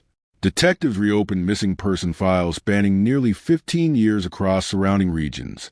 Geographic profilers studied Daniel's work history, travel patterns, hunting routes, fishing licenses, construction jobs, and property access records. The emerging pattern terrified them. Daniel Reeves spent years driving across isolated industrial corridors throughout 3 counties delivering hardware supplies for work, meaning he knew remote roads, abandoned structures, places bodies could disappear forever. Search warrants executed on Daniel's property uncovered disturbing evidence almost immediately. Detectives recovered old newspaper clippings about missing women hidden beneath insulation inside the garage ceiling. Investigators found women's jewelry sealed inside toolboxes. Several items potentially matched unresolved disappearance cases from neighboring towns. Then forensic teams discovered something buried behind the Reeves property shed. Bone fragments. Human bone fragments. News of the discovery detonated across national media within hours. Satellite trucks lined Black Hollow streets. True crime reporters flooded restaurants and gas stations, interviewing terrified residents. The story transformed overnight from local cold case into potential serial murder investigation. And through all of it, Daniel Reeves remained expressionless, even during arraignment, even while cameras flashed inches from his face. Emily Carter's mother attended a hearing wearing the same silver cross necklace she carried since her daughter disappeared. Witnesses described the courtroom atmosphere as suffocating. Nobody spoke while Daniel entered. Nobody moved. Then, according to multiple people seated near the front, Daniel briefly turned his head toward Emily's mother before sitting down, and smiled again. The gesture shattered her completely. She collapsed crying before deputies helped escort her from the courtroom. Outside, reporters screamed questions while crowds gathered behind barricades demanding answers the town waited 27 years to hear. How many girls died? Where were the bodies? Why did he do it? But the most frightening question remained unanswered, because investigators still hadn't searched everything. And somewhere beyond a frozen wood surrounding Black Hollow, hidden beneath decades of silence and dirt and forgotten roads, detectives fear more victims were still waiting to be found. Part 4. The excavation began before sunrise beneath floodlights, so bright they turned the frozen woods behind Daniel Reeves' property into something resembling a war zone. State police sealed off nearly 3 acres of land using yellow tape and portable fencing, while forensic anthropologists walked slowly across the muddy ground carrying metal probes and evidence markers. News helicopters circled overhead from the moment the first shovels hit the earth. By then, the entire country knew Black Hollow's name. What started as a 27-year-old cold case had transformed into a nightmare unfolding live on television, and every passing hour deepened suspicion that investigators were standing on top of something far worse than a single murder. Detective Laura Bennett barely slept during those first days after Daniel's arrest. She moved between command tents, excavation sites, interrogation rooms, and press conferences, surviving almost entirely on coffee and adrenaline, while new leads exploded faster than investigators could process them. Calls flooded the sheriff's office from neighboring counties reporting unsolved disappearances dating back decades. Families of missing women begged detectives to compare evidence. Former classmates, co-workers, ex-girlfriends, and terrified strangers all claimed they remembered disturbing encounters with Daniel Reeves. Some stories were exaggerated. Some were impossible to verify. But enough details aligned to make experienced investigators deeply uneasy. Women remembered him watching them, following them, appearing unexpectedly outside workplaces late at night. One former waitress from another county claimed Daniel once grabbed her wrist hard enough to bruise after she rejected him in a parking lot during the late 90s. She never reported it because he apologized afterward and blamed alcohol. Another woman described waking up to find his truck parked outside her apartment at 3 a.m. without explanation. Individually, the incidents sounded small. Together, they formed a pattern. Meanwhile, forensic teams searching Daniel's property uncovered something even more horrifying. Near the rear tree line behind the shed, cadaver dogs repeatedly alerted investigators to disturbed earth buried beneath layers of old construction debris. Excavation crews worked carefully for hours before uncovering scraps of deteriorated fabric nearly 6 feet underground. Then came the smell. Veteran officers recognized it immediately. Human decomposition. The recovery process stopped the entire site cold. Investigators switched from evidence excavation to body recovery protocol, while television helicopters hovered overhead broadcasting every movement live across national news networks. Reporters speculated endlessly from behind police barricades, while residents gathered silently along nearby roads, staring toward the woods where search teams moved beneath floodlights. At 6:43 p.m., forensic specialists uncovered partial skeletal remains wrapped inside rotted plastic sheeting. Female, young adult, no immediate identification. Detective Bennett watched the recovery from several yards away while freezing rain hammered the evidence tents overhead. One thought kept repeating inside her mind. How many? Because the burial method mirrored Emily Carter almost exactly. Plastic underneath the body, plastic above it. Deliberate concealment, control, the same organized precision. Daniel Reeves refused to speak during this phase of the investigation. Attorneys blocked further interrogation attempts while prosecutors prepared formal murder charges tied directly to Emily Carter's DNA evidence. Still, investigators monitored him constantly inside county jail after behavioral experts warned he might attempt suicide if additional victims surfaced publicly. Instead, Daniel remained calm. Too calm. Correctional officers later described him as eerily polite. He read newspapers quietly in his cell, ate normally, slept normally. Sometimes he smiled while watching television coverage about the excavation site. One guard claimed Daniel actually laughed softly during a news segment discussing search teams digging behind his property. That detail spread quickly among investigators. Some stopped believing they were dealing with a normal predator entirely. Then came the discovery that shattered Black Hollow forever. 3 days into the excavation, search teams uncovered a second burial site 40 yards from the first. This one smaller, shallower, and according to forensic anthropologists, significantly older. The remains belonged to a teenage girl between 16 and 19 years old. No identification, no clothing intact. But wrapped around one wrist, investigators discovered a silver bracelet engraved with the initials AM. Alicia Monroe, the missing college student who vanished 6 months after Emily Carter in 1994. After 27 years, investigators finally found her, buried behind Daniel Reeves' home the entire time. The revelation detonated across the country like a bomb. National media outlets interrupted programming for breaking coverage, while true crime forums crashed under massive traffic. Outside Black Hollow Sheriff's Department, crowds gathered carrying candles and signs demanding answers. Some residents cried openly during interviews after learning a serial predator may have lived among them for decades. Others reacted with rage. Because Daniel Reeves had not hidden in isolation, he attended barbecues, church events, children's birthday parties. He stood beside grieving families during memorial services for missing women, while secretly knowing exactly where at least 2 bodies were buried. That betrayal poisoned the town deeper than the murders themselves. People began re-examining every interaction they ever had with him. Neighbors remembered strange sounds at night. Former co-workers recalled unexplained injuries on his hands after disappearances occurred. Parents suddenly questioned whether their daughters had ever been alone with him during baseball practices or church trips. Fear spread backward through memory, infecting the past itself. And investigators still weren't finished digging. Search teams expanded the excavation perimeter immediately after Alicia Monroe's identification. Ground-penetrating radar scanned the entire property along with nearby Woodland Daniel, frequently visited for hunting trips. Detectives combed through decades of employment records identifying isolated locations where Daniel worked temporarily across 3 counties. Then another clue emerged from inside his garage.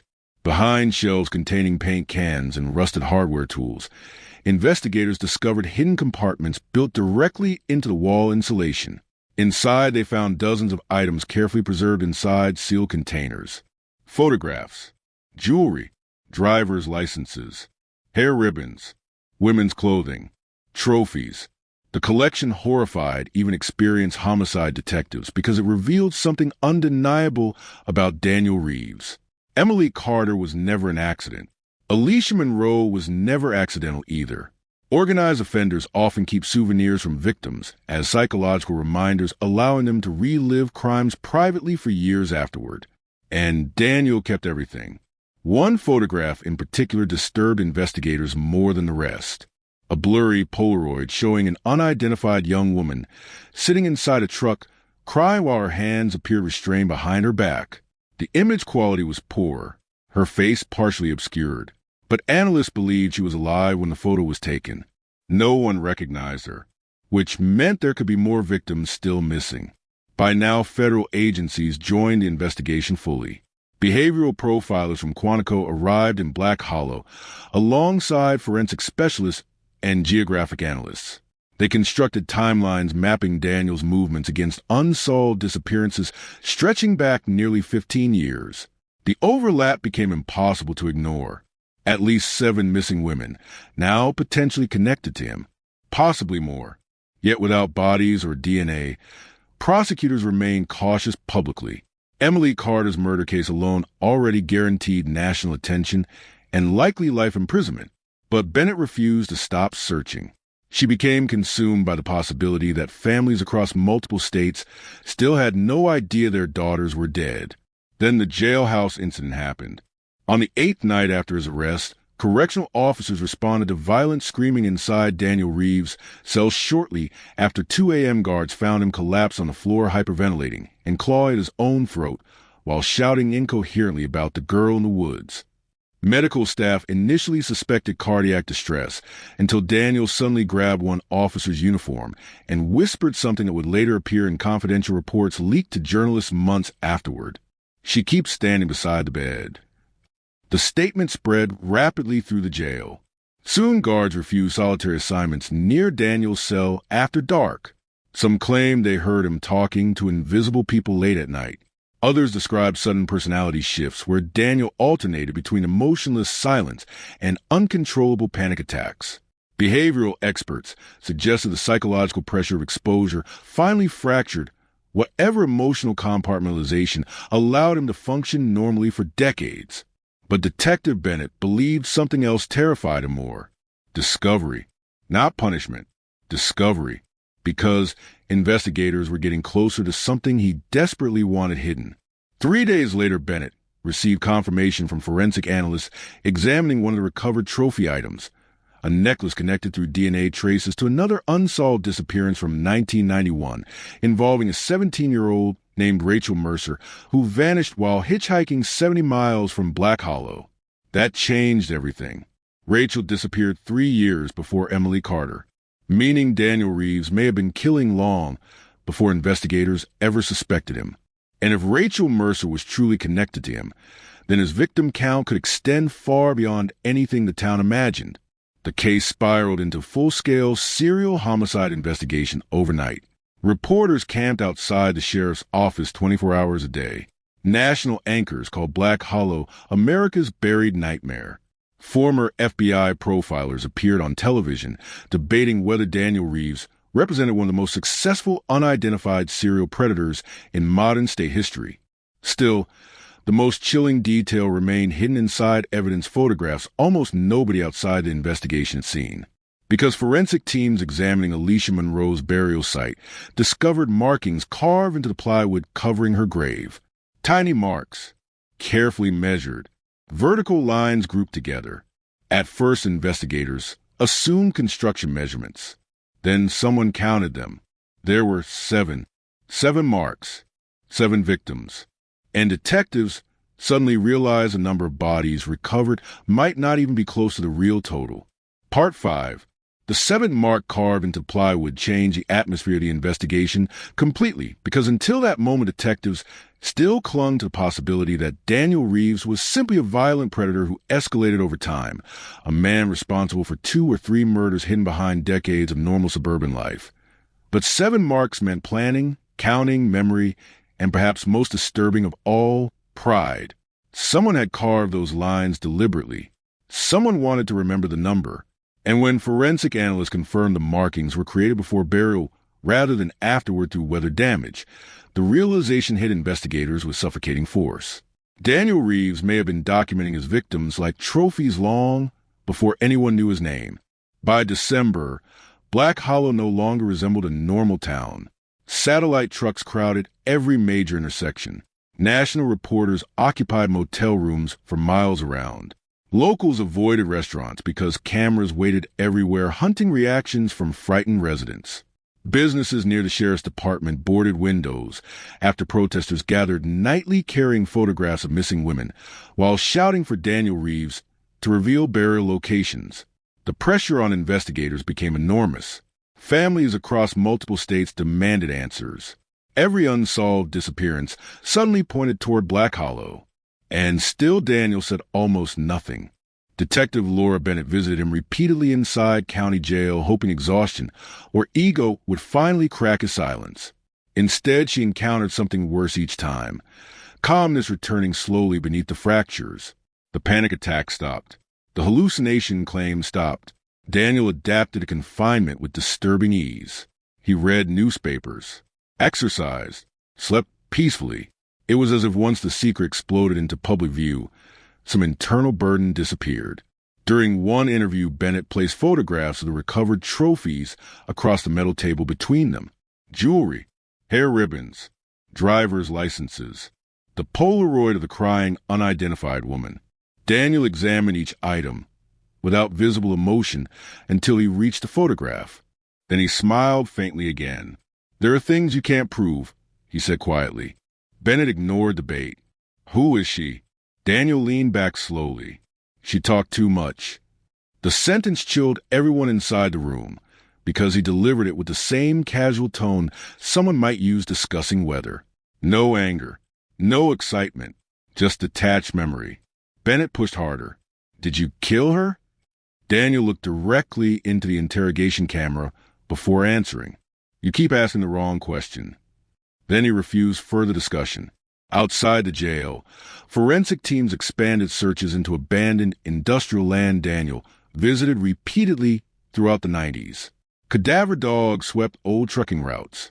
Divers searched flooded quarry pits. Investigators excavated hunting camps hidden deep in state forest areas. Every location carried the same unbearable possibility. Another grave waiting beneath dirt untouched for decades. Then came the discovery near Hollow Creek. A retired fisherman contacted authorities after seeing television coverage about Daniel Reeves. He remembered something strange from the summer of 1998 while camping near an isolated creek 20 miles outside town. According to his statement, he saw a man matching Daniel's description unloading heavy plastic wrap bundles from a truck after midnight near an abandoned boat launch. At the time, he assumed illegal dumping and ignored it. Now he wasn't so sure. Search teams arrived 2 days later. The water temperature hovered just above freezing, while divers moved slowly through thick black mud beneath dead trees and broken concrete remains from an old bridge collapse. Visibility underwater was almost zero. Hours passed without results. Then one diver surfaced screaming for backup. They found bones. Human bones tangled beneath rusted shopping carts and industrial debris at the bottom of the creek. The recovery operation lasted 14 hours. When forensic anthropologists finally assembled the remains inside a temporary lab, the conclusion stunned investigators again. Female, approximately early 20s. Evidence of blunt force trauma. Buried underwater intentionally using cinder blocks and wire. And wrapped around the skeleton's left wrist remained fragments of blue fabric, matching the uniform color once used by a gas station chain connected to another disappearance from 1998. Megan Lawson, missing for 23 years. The moment her name entered the investigation publicly, panic spread through surrounding counties like wildfire. Families who spent decades believing loved ones simply vanished suddenly feared they were all connected to the same predator hiding in plain sight. Detectives reopened dozens of dormant files. State databases overflowed with comparison requests. Analysts built massive maps tracking Daniel's known travel patterns against unsolved disappearances from 1988 through 2002. The overlap became horrifying. At least 11 potential victims, possibly more. And every new discovery deepened the nightmare surrounding Daniel Reeves because of how ordinary he appeared throughout all of it. Investigators interviewed former co-workers who described him as quiet but reliable. Church members remembered him helping organize charity drives for missing children. One woman nearly collapsed during a televised interview after learning Daniel once volunteered during searches for Alicia Monroe while her body decomposed behind his own house. That detail haunted the public more than almost anything else. The killer searched for his own victim. He carried flashlights beside grieving volunteers. He comforted families. He attended funerals.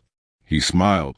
Meanwhile, forensic specialists examining Daniel's garage uncovered additional evidence hidden beneath layers of insulation and concrete. Behind a false wall, investigators discover handwritten notebooks sealed inside waterproof containers. The journals contain dates, locations, weather conditions, and cryptic descriptions investigators immediately believe corresponded to attacks. Some entries were short.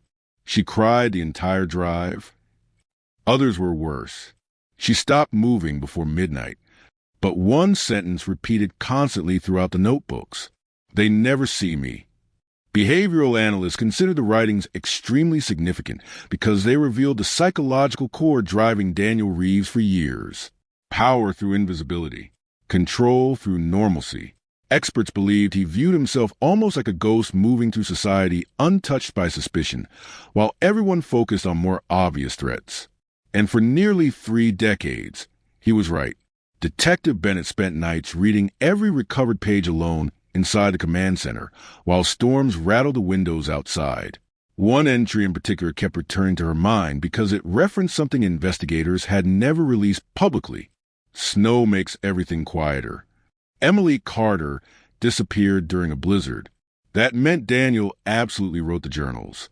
The notebooks also contained references to the woods beyond Route 9 and the old place near the tracks, locations investigators hadn't searched yet.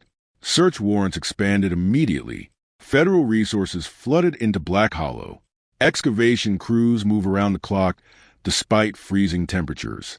Then came another body, this time buried near abandoned railroad property 60 miles outside town.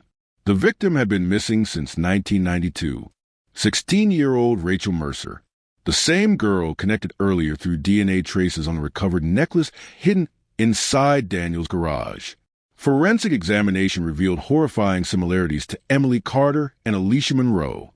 Plastic sheeting, blunt force trauma, evidence of restraint. The pattern now became undeniable. Daniel Reeves was not merely a serial killer. He was methodical, experienced, practiced. The timeline suggested he murdered for over a decade without detection. National media exploded after Rachel Mercer's identification. Experts appeared nightly on television, comparing Daniel to some of the most notorious predators in American history. Yet inside Black Hollow, the emotional damage felt more personal than sensational. Residents stopped trusting each other. Church attendance collapsed. Parents questioned memories once considered harmless. Women revisited strange encounters from years earlier, wondering how close they came to disappearing themselves. Then Karen Reeves finally broke publicly. Until that point, she avoided cameras entirely while living under police protection after Daniel's arrest. But after Rachel Mercer's body was identified, Karen requested a televised interview through her attorney. The broadcast shattered viewers nationwide. Karen appeared pale and exhausted beneath studio lights, gripping tissues with trembling hands while tears streamed constantly down her face. She described years of denial, fear, manipulation. According to Karen, Daniel controlled every aspect of their home life, quietly rather than violently. He monitored schedules, isolated her socially, exploded emotionally whenever she questioned his whereabouts during late-night drives. Then she revealed something investigators never knew. In 2001, Karen discovered muddy women's shoes hidden beneath a workbench in the garage. Daniel told her they belonged to a homeless woman he helped after her car broke down. Weeks later, she saw news coverage about a missing waitress from another county. The waitress wore similar shoes. Karen confronted him once. Only once. According to her, Daniel stared silently for nearly a minute before answering. "If you ever accuse me again, nobody will find you either." The studio fell silent after that sentence. Across the country, millions watched the interview in horror, while investigators reopened the 2001 waitress disappearance immediately. But Karen's final statement disturbed Detective Bennett most, because before the interview ended, Karen revealed Daniel often talked in his sleep after drinking heavily, usually nonsense, fragments, but one phrase returned constantly through the years. "She's still in the woods." Not they, she, singular, meaning investigators feared one victim remained undiscovered somewhere beyond every grave already uncovered. And deep inside the evidence notebooks recovered from Daniel's hidden wall compartment, analysts found one final entry written shakily across the page unlike anything else in the collection. No date, No location. Only 6 words. She wasn't supposed to survive. Part 6. The sentence spread through the investigation like poison. She wasn't supposed to survive. 6 words scribbled unevenly across the final page of Daniel Reeves' hidden notebook. 6 words that transformed the case again because until that moment investigators believed they were hunting graves, bodies, evidence of the dead. But those words suggested something entirely different. A survivor. Someone who escaped. Someone who might still be alive somewhere carrying memories too horrifying to speak aloud. Detective Laura Bennett read the sentence over and over beneath the fluorescent lights of Command Center while cold rain hammered against the windows outside. Around her, maps covered entire walls now. Red pins marked disappearances stretching across 3 counties and nearly 15 years. Search teams rotated 24 hours a day through forests, creeks, abandoned industrial sites, and forgotten roads Daniel Reeves traveled during his years delivering hardware supplies. Reporters called the sheriff's office every hour, demanding updates. Families of missing women crowded outside, holding photographs against their chests. Nobody slept anymore. And through all of it, that sentence refused to leave Bennett's mind. She wasn't supposed to survive. Investigators began combing through every unsolved assault, abduction attempt, and suspicious roadside incident connected geographically to Daniel Reeves between 1988 and 2005. Thousands of pages, hundreds of names. Most led nowhere. False alarms. Dead ends. But then analysts uncovered an old police report buried inside county archives from November 1996 involving a 20-year-old woman named Leah Collins. The report was almost forgotten because Leah never identified her attacker clearly. At 2:13 a.m. on November 18, 1996, Leah was discovered wandering barefoot along Route 9 nearly 30 miles outside Black Hollow, hypothermic, disoriented, covered in mud and blood. According to responding officers, she kept repeating the same sentence through uncontrollable sobbing. He was going to bury me. At the time, investigators believed Leah survived a random assault by an unknown drifter. She described a man in a truck attacking her after offering help when her vehicle broke down during heavy rain. She escaped after striking him with a tire iron inside the woods near an abandoned railroad crossing. No suspect was ever identified. The case went cold within weeks. Until now, because Route 9 appeared repeatedly inside Daniel Reeves' notebooks. And one entry dated vaguely around late 1996 contained a chilling sentence investigators initially overlooked. She fought harder than the others. Detective Bennett immediately ordered Leah Collins located. The problem was nobody knew where she lived anymore. After the assault in 1996, Leah vanished almost completely from public records. No marriage license, no updated address, no employment history beyond temporary jobs scattered across different states. Trauma specialists assisting the investigation suggested survivors of extreme violence often disappear intentionally to escape memories tied to the attack. Federal analysts finally tracked her through sealed medical documentation to a small coastal town in Oregon nearly 2,000 miles away. When investigators contacted her by phone, she hung up immediately. They tried again. Again, she refused. Finally, Bennett flew there personally. The interview took place inside a small rented beach house under gray skies, while waves crashed violently beyond the windows. Leah Collins looked older than her age. Exhaustion carved permanently into her face. She barely made eye contact when Bennett introduced herself. For several minutes, she said nothing at all. Then Bennett placed Daniel Reeves' photograph on the table. Leah stopped breathing. Her hands began shaking uncontrollably. And after nearly 30 years of silence, she whispered one word, him. According to Leah's testimony, she met Daniel Reeves at a gas station late one rainy night after a car overheated outside Black Hollow. Daniel appeared friendly, helpful, calm. He offered tools and claimed he worked nearby. When her engine failed completely, he offered her a ride toward the nearest service station. Instead, he drove into the woods. Leah described the attack in fragments between panic attacks, severe enough investigators paused the interview repeatedly. Daniel restrained her. Duct tape, rope, a shovel already inside the truck bed before she entered the vehicle. That detail horrified Bennett immediately because it suggested preparation, not impulse. Leah remembered him speaking strangely during the assault, almost conversational, as though discussing ordinary tasks. At one point, he reportedly told her, "Nobody notices girls like you disappear." Then something went wrong. While Daniel dragged her through muddy ground near the railroad crossing, Leah managed to grab a tire iron from the truck bed and strike him across the side of the face hard enough to stagger him backward. She ran blindly into the woods while he chased her, screaming through darkness and rain. But he never caught her. She escaped. Barely. And before disappearing into isolation for the next 25 years, Leah gave investigators one final detail that detonated inside Bennett's mind like a gunshot. Daniel had a scar near his jawline the night he attacked her. A scar matching an unexplained injury several co-workers noticed on Daniel Reeves shortly after November 1996. Suddenly, the notebooks made terrifying sense. She wasn't supposed to survive. Leah Collins was never intended to escape. And if Daniel failed once, investigators wondered how many times he came close before. When news leaked that a living survivor identified Daniel publicly, the national reaction became explosive. Media outlets labeled Leah the woman who escaped the Black Hollow killer. Talk shows dissected every detail of her account. Former profilers described the attack as classic organized predator behavior. Manipulation first, violence second, burial preparation already in place before the assault even began.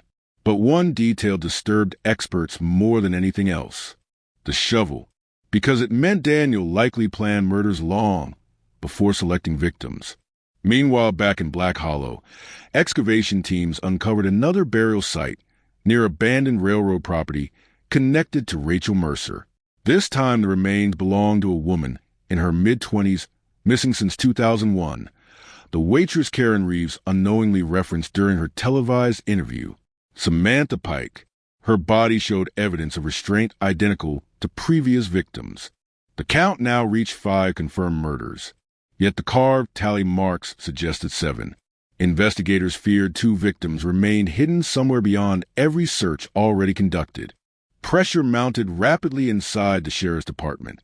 Federal agencies demanded coordinated strategy meetings, while prosecutors prepared death penalty arguments tied to multiple homicide counts. But Bennett cared less about courtroom victory than understanding the full scope of Daniel Reeves' violence, because his behavior inside jail kept growing stranger. Correctional officers reported Daniel waking nightly around exactly 3:17 a.m., standing motionless beside a cell door whispering names investigators didn't recognize. Sometimes he laughed softly afterward. Other nights, he pounded his head against the wall hard enough to bleed. Then came the drawing. During routine inspection, guards discovered Daniel sketching maps repeatedly on notebook paper provided by attorneys. Most appeared chaotic and meaningless until analysts noticed recurring landmarks: a bridge, train tracks, water, the same symbols over and over. Detective Bennett studied the sketches for hours before recognizing something chilling. One drawing resembled the abandoned Blackwater flood channel 15 miles outside town, a place mostly forgotten after severe storm damage during the 80s redirected local traffic routes. Search teams deployed immediately. The flood channel stretched nearly 2 miles beneath collapsed concrete barriers and overgrown brush. Water pooled thick and black beneath rusted drainage pipes, while search dogs moved nervously along the banks. Divers entered first. 40 minutes later, they found clothing, women's clothing, then skeletal remains buried beneath debris near the drainage wall. The victim's identity took longer this time because decomposition and flood damage destroyed most forensic evidence. But dental records eventually confirmed investigators' fears. Nicole Barrett, missing since 1989, 6 years before Emily Carter, meaning Daniel Reeves may have been killing for over 30 years. The discovery devastated Black Hollow beyond repair.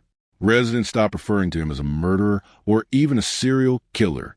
New headlines called him the ghost predator, the burial killer, the man who hid among us.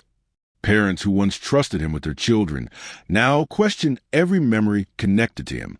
Former church members removed photographs containing Daniel from family albums. His house became a shrine of rage covered in graffiti, candles, missing person posters, and death threats spray painted across the garage doors. Still, the most terrifying revelation arrived quietly through forensic analysis rather than excavation. Investigators examining old evidence from Emily Carter's murder discovered traces of another woman's DNA mixed beneath the plastic wrapping surrounding her body.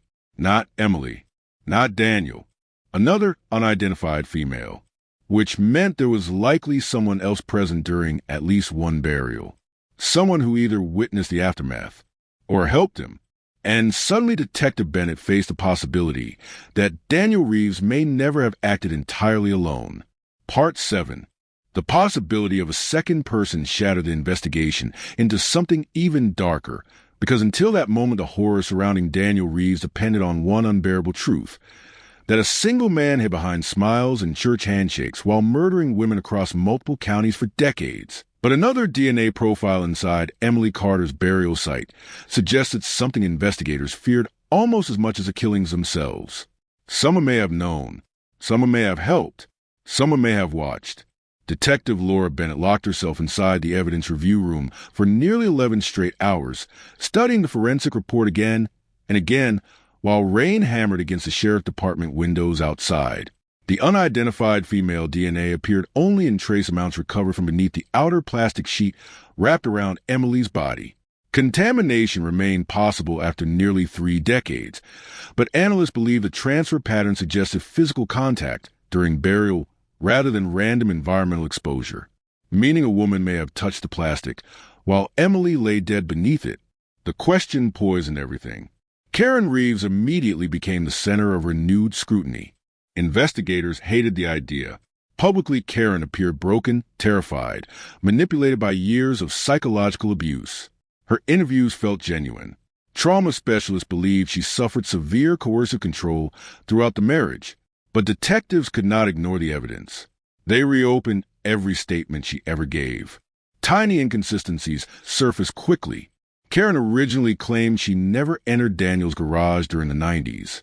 Later, she admitted discovering muddy women's shoes there in 2001. She initially insisted Daniel never discussed the murders directly, then revealed fragments of confessions spanning decades. Individually, the contradictions seemed understandable under trauma and stress. Together, they created doubt. Bennett arranged another interview immediately. Karen arrived pale and exhausted beneath heavy police protection because by then public hatred toward the Reeves family had reached dangerous levels. Protesters surrounded motels where relatives stayed. Online threats flooded social media hourly. Someone spray-painted "You Knew" across Karen's sister's house 2 counties away. Inside the interview room, Karen trembled before Bennett even asked questions. Then Bennett placed the forensic report on the table. There was female DNA at Emily Carter's burial site. Karen stopped breathing. "You need to tell me everything now." For several seconds, Karen said nothing. Tears formed instantly in her eyes. Then she whispered something investigators would replay repeatedly afterward, searching for meaning hidden between the words. "I thought he was cleaning up an accident." The statement cracked the room open. According to Karen's revised testimony, Daniel returned home around dawn the morning after Emily disappeared covered in mud and behaving strangely. He ordered Karen to help wash plastic sheets and work clothes in the garage before daylight. When she asked what happened, Daniel allegedly told her he hit a girl with a truck during an argument and panicked. Karen claimed she never saw Emily's body, never saw blood, never understood the truth fully until years later. But Bennett noticed something disturbing while Karen spoke. Every sentence focused carefully on what she did not know rather than what she remembered. Trauma experts later explained this behavior often appears in individuals attempting psychologically to separate themselves from unbearable guilt. Then Karen revealed another secret. 2 days after Emily Carter's funeral, Daniel burned several items behind the garage late at night. Karen saw him throw something metallic into the fire before he suddenly noticed her watching. She described his expression as empty, not angry, not emotional, empty. According to Karen, Daniel walked toward her slowly afterward and said something she never forgot. "If you ever make me explain myself, you'll disappear too." Detective Bennett believed the threat completely, but one detail still bothered her deeply. Why would Daniel risk involving Karen at all if he operated so carefully for decades? The answer emerged through behavioral analysis later that week. Experts concluded Daniel likely viewed Karen less as a partner and more as an extension of a controlled environment. Organized predators frequently manipulate spouses into passive complicity through fear, confusion, and fragmented truths. By revealing partial information, Daniel may have psychologically trapped Karen inside the secret itself, and perhaps he enjoyed that power. Meanwhile, the investigation uncovered another devastating clue hidden inside Daniel's notebooks. One page contained repeated references to the girl from church. At first, analysts assumed the phrase referred to Emily or another known victim. Then investigators discovered a missing persons report from 1987 involving 15-year-old Rebecca Vance, a church volunteer who disappeared after evening choir practice 7 years before Emily Carter's murder. Rebecca's body was never found. Her case remained one of the oldest unresolved disappearances, connected geographically to Black Hollow. The timing horrified detectives because it suggested Daniel Reeves may have begun killing even earlier than previously believed. Search teams returned to church property immediately. Ground-penetrating radar scanned wooded land behind the old fellowship hall, while aging congregation members watched silently from parking lots overwhelmed by the realization that evil may have existed beside them since the 80s. Elderly volunteers who once organized candlelight vigils for Rebecca Vance now stood shaking beneath winter skies, while excavation crews cut through frozen earth searching for remains. They found nothing, at least initially, but investigators uncovered something else instead. A witness, 73-year-old former groundskeeper Walter Briggs, contacted authorities after seeing television coverage about Rebecca's case reopening. Briggs remembered Daniel Reeves clearly because Daniel volunteered frequently at church during the late 80s, despite being significantly older than most youth members. Then Briggs described an incident from summer 1987 investigators never heard before. One evening after choir rehearsal, Briggs saw Rebecca Vance arguing with Daniel behind the fellowship building near the woods. According to Briggs, Rebecca appeared frightened. Daniel grabbed her arm aggressively before noticing Briggs watching nearby. The next day, Rebecca disappeared forever. Why didn't Briggs report this earlier? Fear. Daniel's family held influence inside the church community for years. Briggs convinced himself he misread the situation. Then time buried the memory beneath decades of guilt. Now investigators had another potential victim, another vanished girl, another shadow stretching backward through time. The case grew so massive federal analysts created a dedicated task force operating from temporary offices outside Black Hollow.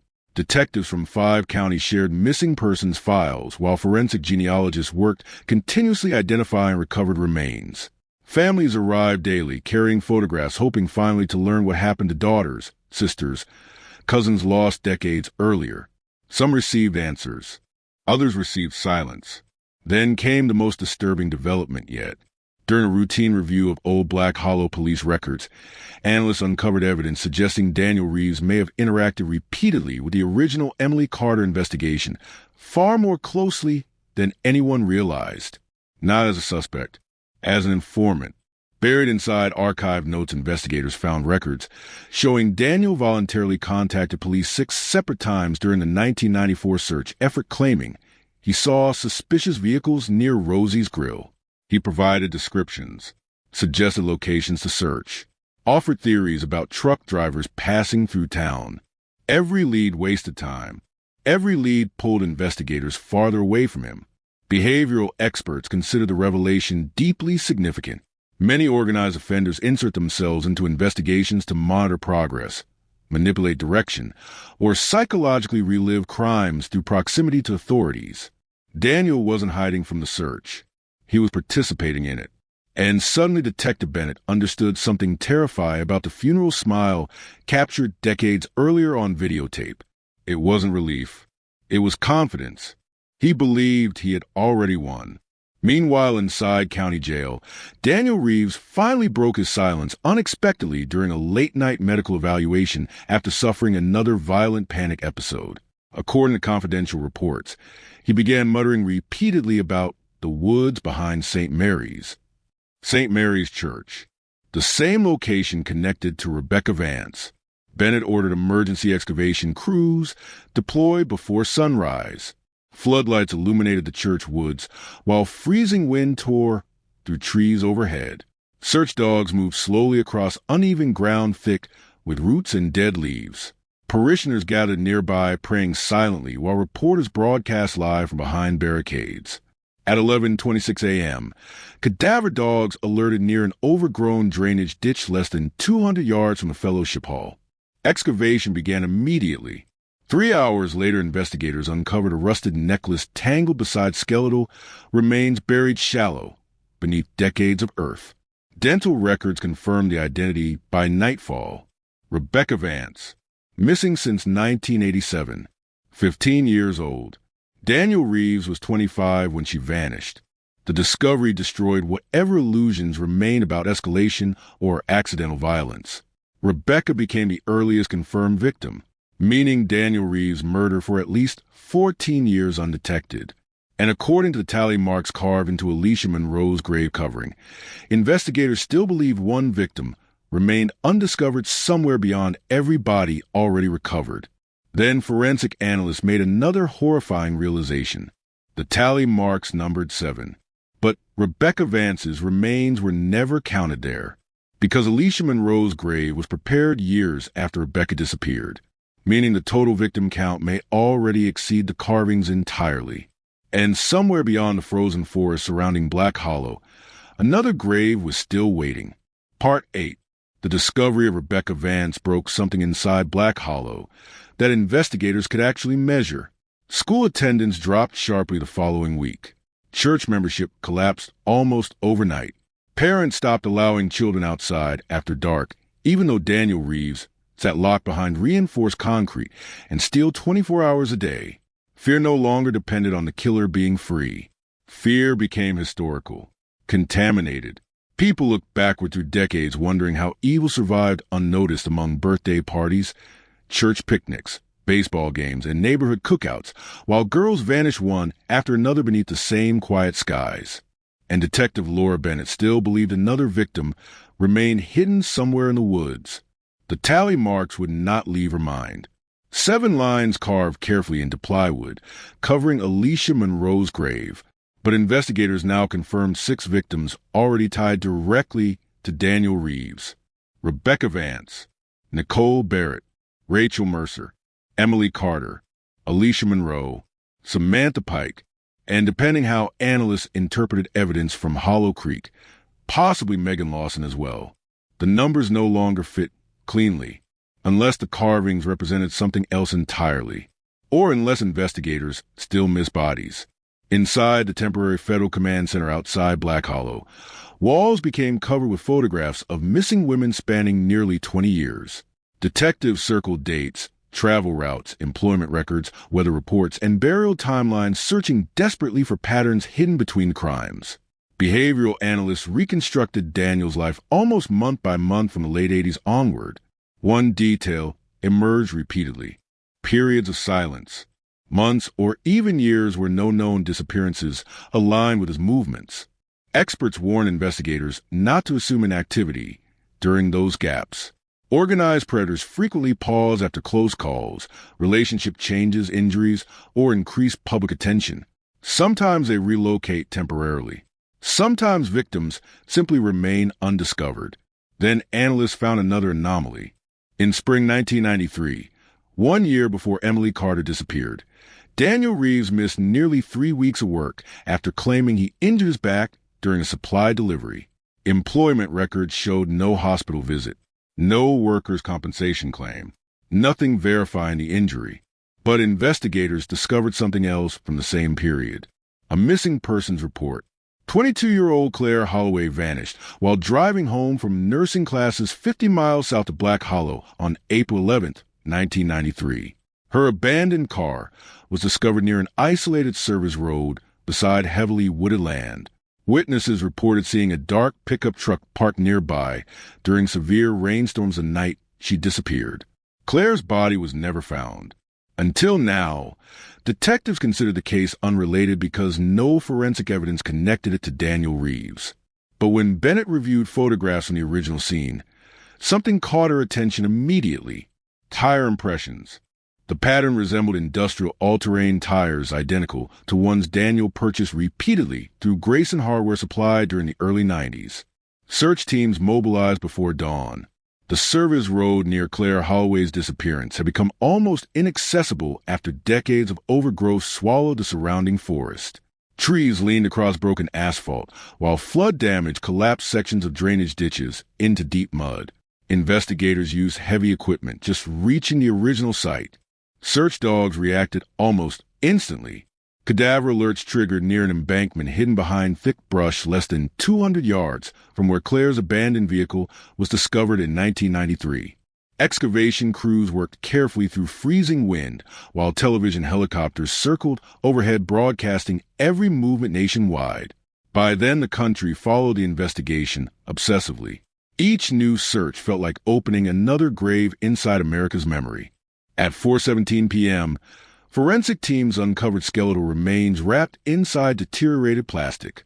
Female, young adult, evidence of blunt force trauma. Another burial. Another victim. Dental records later confirmed the remains belonged to Claire Holloway. The victim count rose again.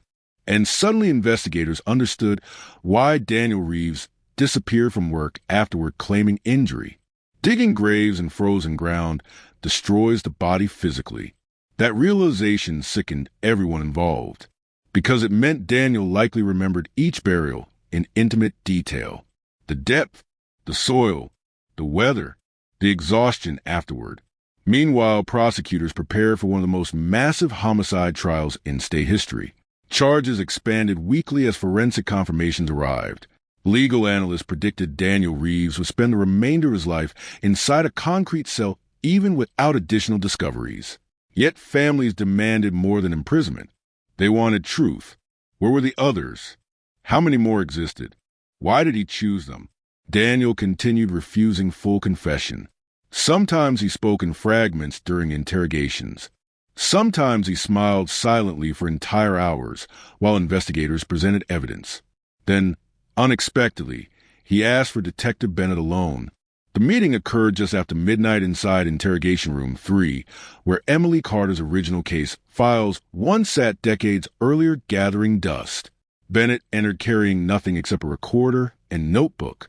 Daniel appeared thinner now, paler, dark circles beneath his eyes from months inside county jail.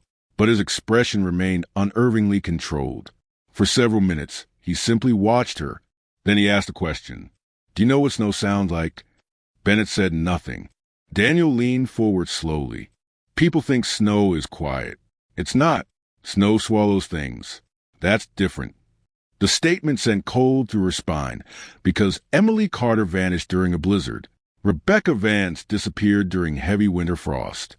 Several burial sites showed evidence of weather concealment. Daniel clearly obsessed over environmental conditions. Then he said something even worse. They all thought somebody would save them. Bennett finally spoke. "How many were there?" Daniel smiled faintly. "You still haven't found a river girl." River girl. The phrase detonated instantly inside Bennett's mind. Because none of the recovered victims disappeared near a river except Megan Lawson, whose remains investigators already found in Hollow Creek, meaning Daniel referenced someone else. Bennett pressed aggressively afterward, but Daniel retreated immediately behind silence again. Attorneys terminated the session minutes later. Still, investigators now had another clue. River, water, female victim, unrecovered. Search operations expanded toward waterways across 3 counties. Divers re-examined old flood channels and reservoirs connected to Daniel's historical travel routes. Geographic profilers focused heavily on areas he could access quickly after work shifts without attracting attention. Then another breakthrough arrived from forensic genealogy.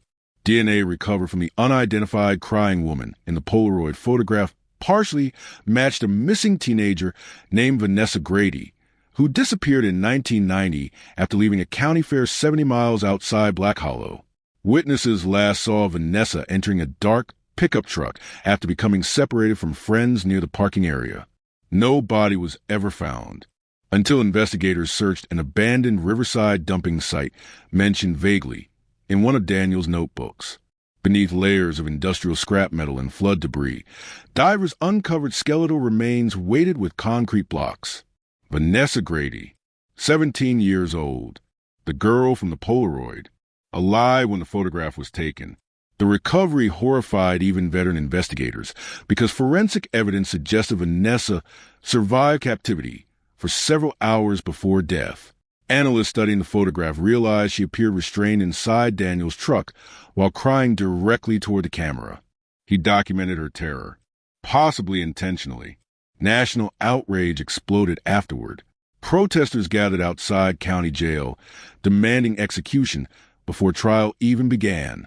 Politicians referenced the case publicly during speeches about violent offenders and forensic technology. Online communities dissected every recovered notebook entry, searching for hidden clues. Some people called Daniel Reeves a monster. Others refused to use his name at all. But Detective Bennett cared only about the numbers. Because of Vanessa Grady identified, investigators now connected 8 victims directly or circumstantially to Daniel Reeves. 8, more than the tally marks, which meant one of 2 terrifying possibilities had to be true. Either investigators misunderstood the carvings completely, or Daniel Reeves killed victims nobody would ever identify. The thought became unbearable after another forensic review uncovered evidence that at least 2 recovered bodies contained signs of post-mortem staging. Daniel repositioned victims carefully after death, arranged clothing, wrapped plastic methodically. Experts believe the behavior reflected ritualistic control rather than simple concealment. He wanted order, memory, ownership, and somewhere within that ritual, investigators believe the tally marks held meaning. Then, late one freezing December night, Detective Bennett received an emergency call from county jail. Daniel Reeves attempted suicide. Guard discovered him unconscious inside his cell after he sliced deep wounds across both wrists using sharpened fragments from a broken plastic food tray. Medical teams stabilized him barely in time. Blood covered the floor, walls, bedding. Yet according to correctional officers, the most disturbing part came moments before he lost consciousness. He kept repeating one sentence over and over. She's still alive. Not buried. Not dead. Alive. And suddenly the entire investigation changed again. Part 9. The word spread through Black Hollow before sunrise. She's still alive. By morning, every major news network in the country repeated the sentence in endless loops while helicopters circled above the county jail where Daniel Reeves lay under armed medical supervision after nearly bleeding to death inside his cell. Commentators argued over what the statement meant. Some believed it was manipulation, another psychological game from a killer who spent decades controlling investigations through confusion and fear. Others believed the obvious possibility no one wanted to confront directly. Somewhere out there, one of Daniel Reeves' victims might still be alive. Detective Laura Bennett refused to dismiss either theory.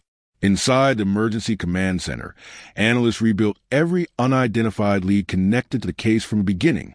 Maps covered entire conference tables now. Photographs of recovered victims stare from walls beside lists of missing women spanning nearly 20 years.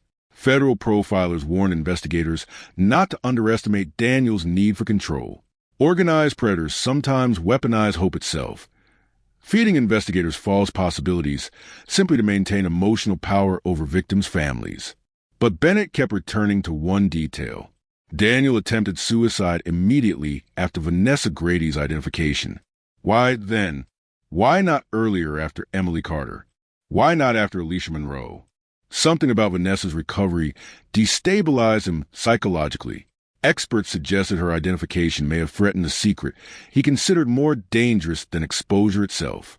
Then forensic analysts uncovered another clue hidden inside the Polaroid photograph. Using enhanced imaging technology, specialists isolated faint markings reflected in the truck window behind Vanessa Grady. At first, the shapes appeared meaningless. But after digital reconstruction, investigators identified partial letters from an old roadside sign. Riverdale Motel. The property sat outside a tiny highway town nearly 90 miles from Black Hollow. And according to abandoned business records, Daniel Reeves stayed there repeatedly during supply delivery routes in the early 90s. Bennett deployed immediately. The Riverdale motel looked almost dead when investigators arrived. Half the rooms boarded shut. Neon sign flickering weakly above cracked asphalt stained by decades of oil leaks and rainwater.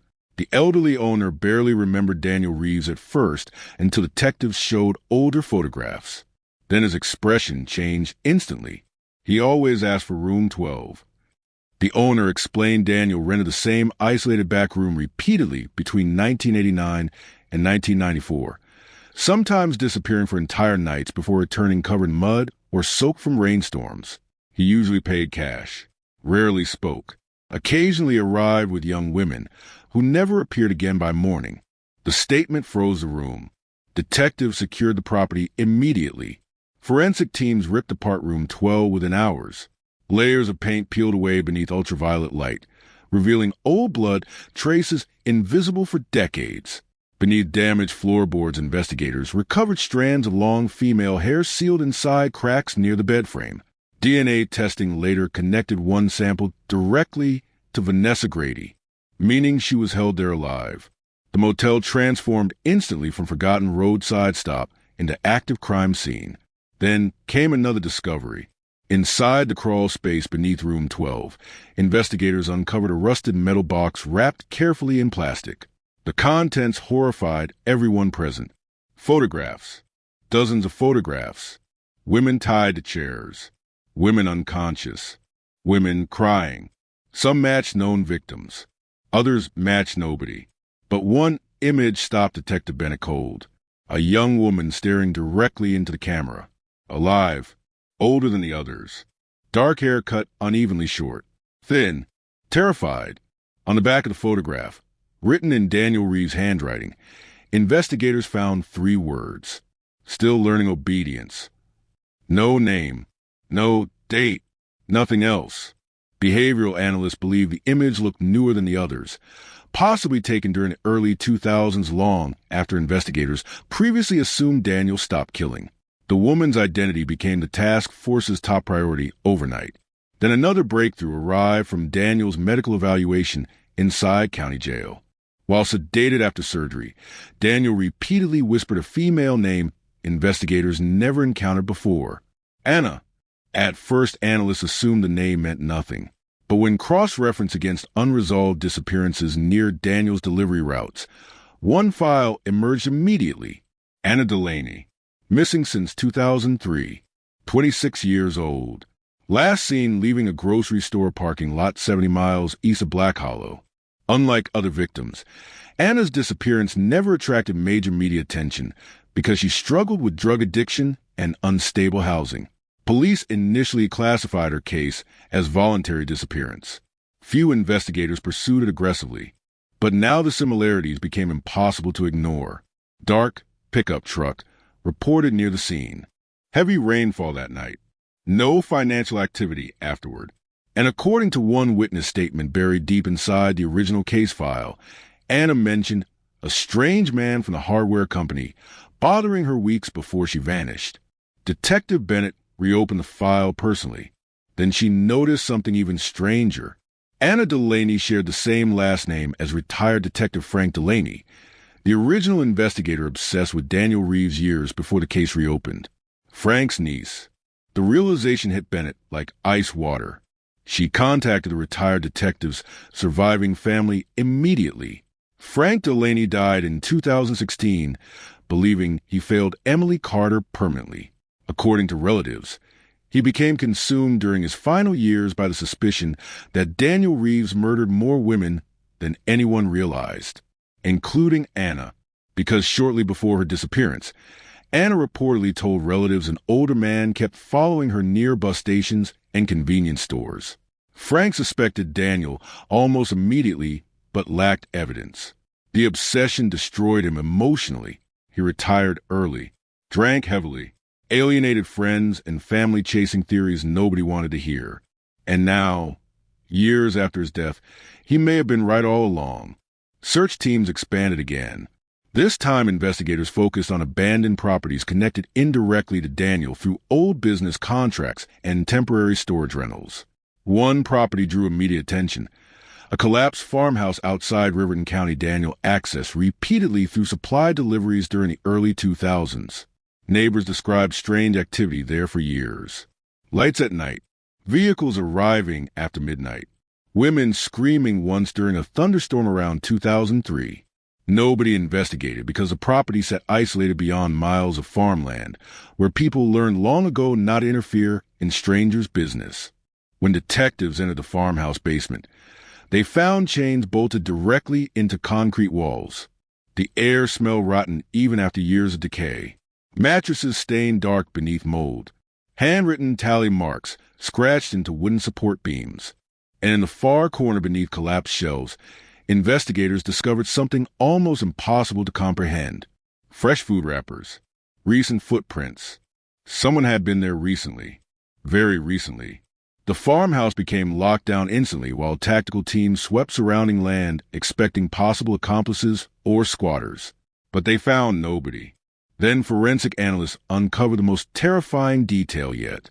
DNA recovered from a coffee cup inside the basement matched a female profile never entered into any criminal or missing persons database, meaning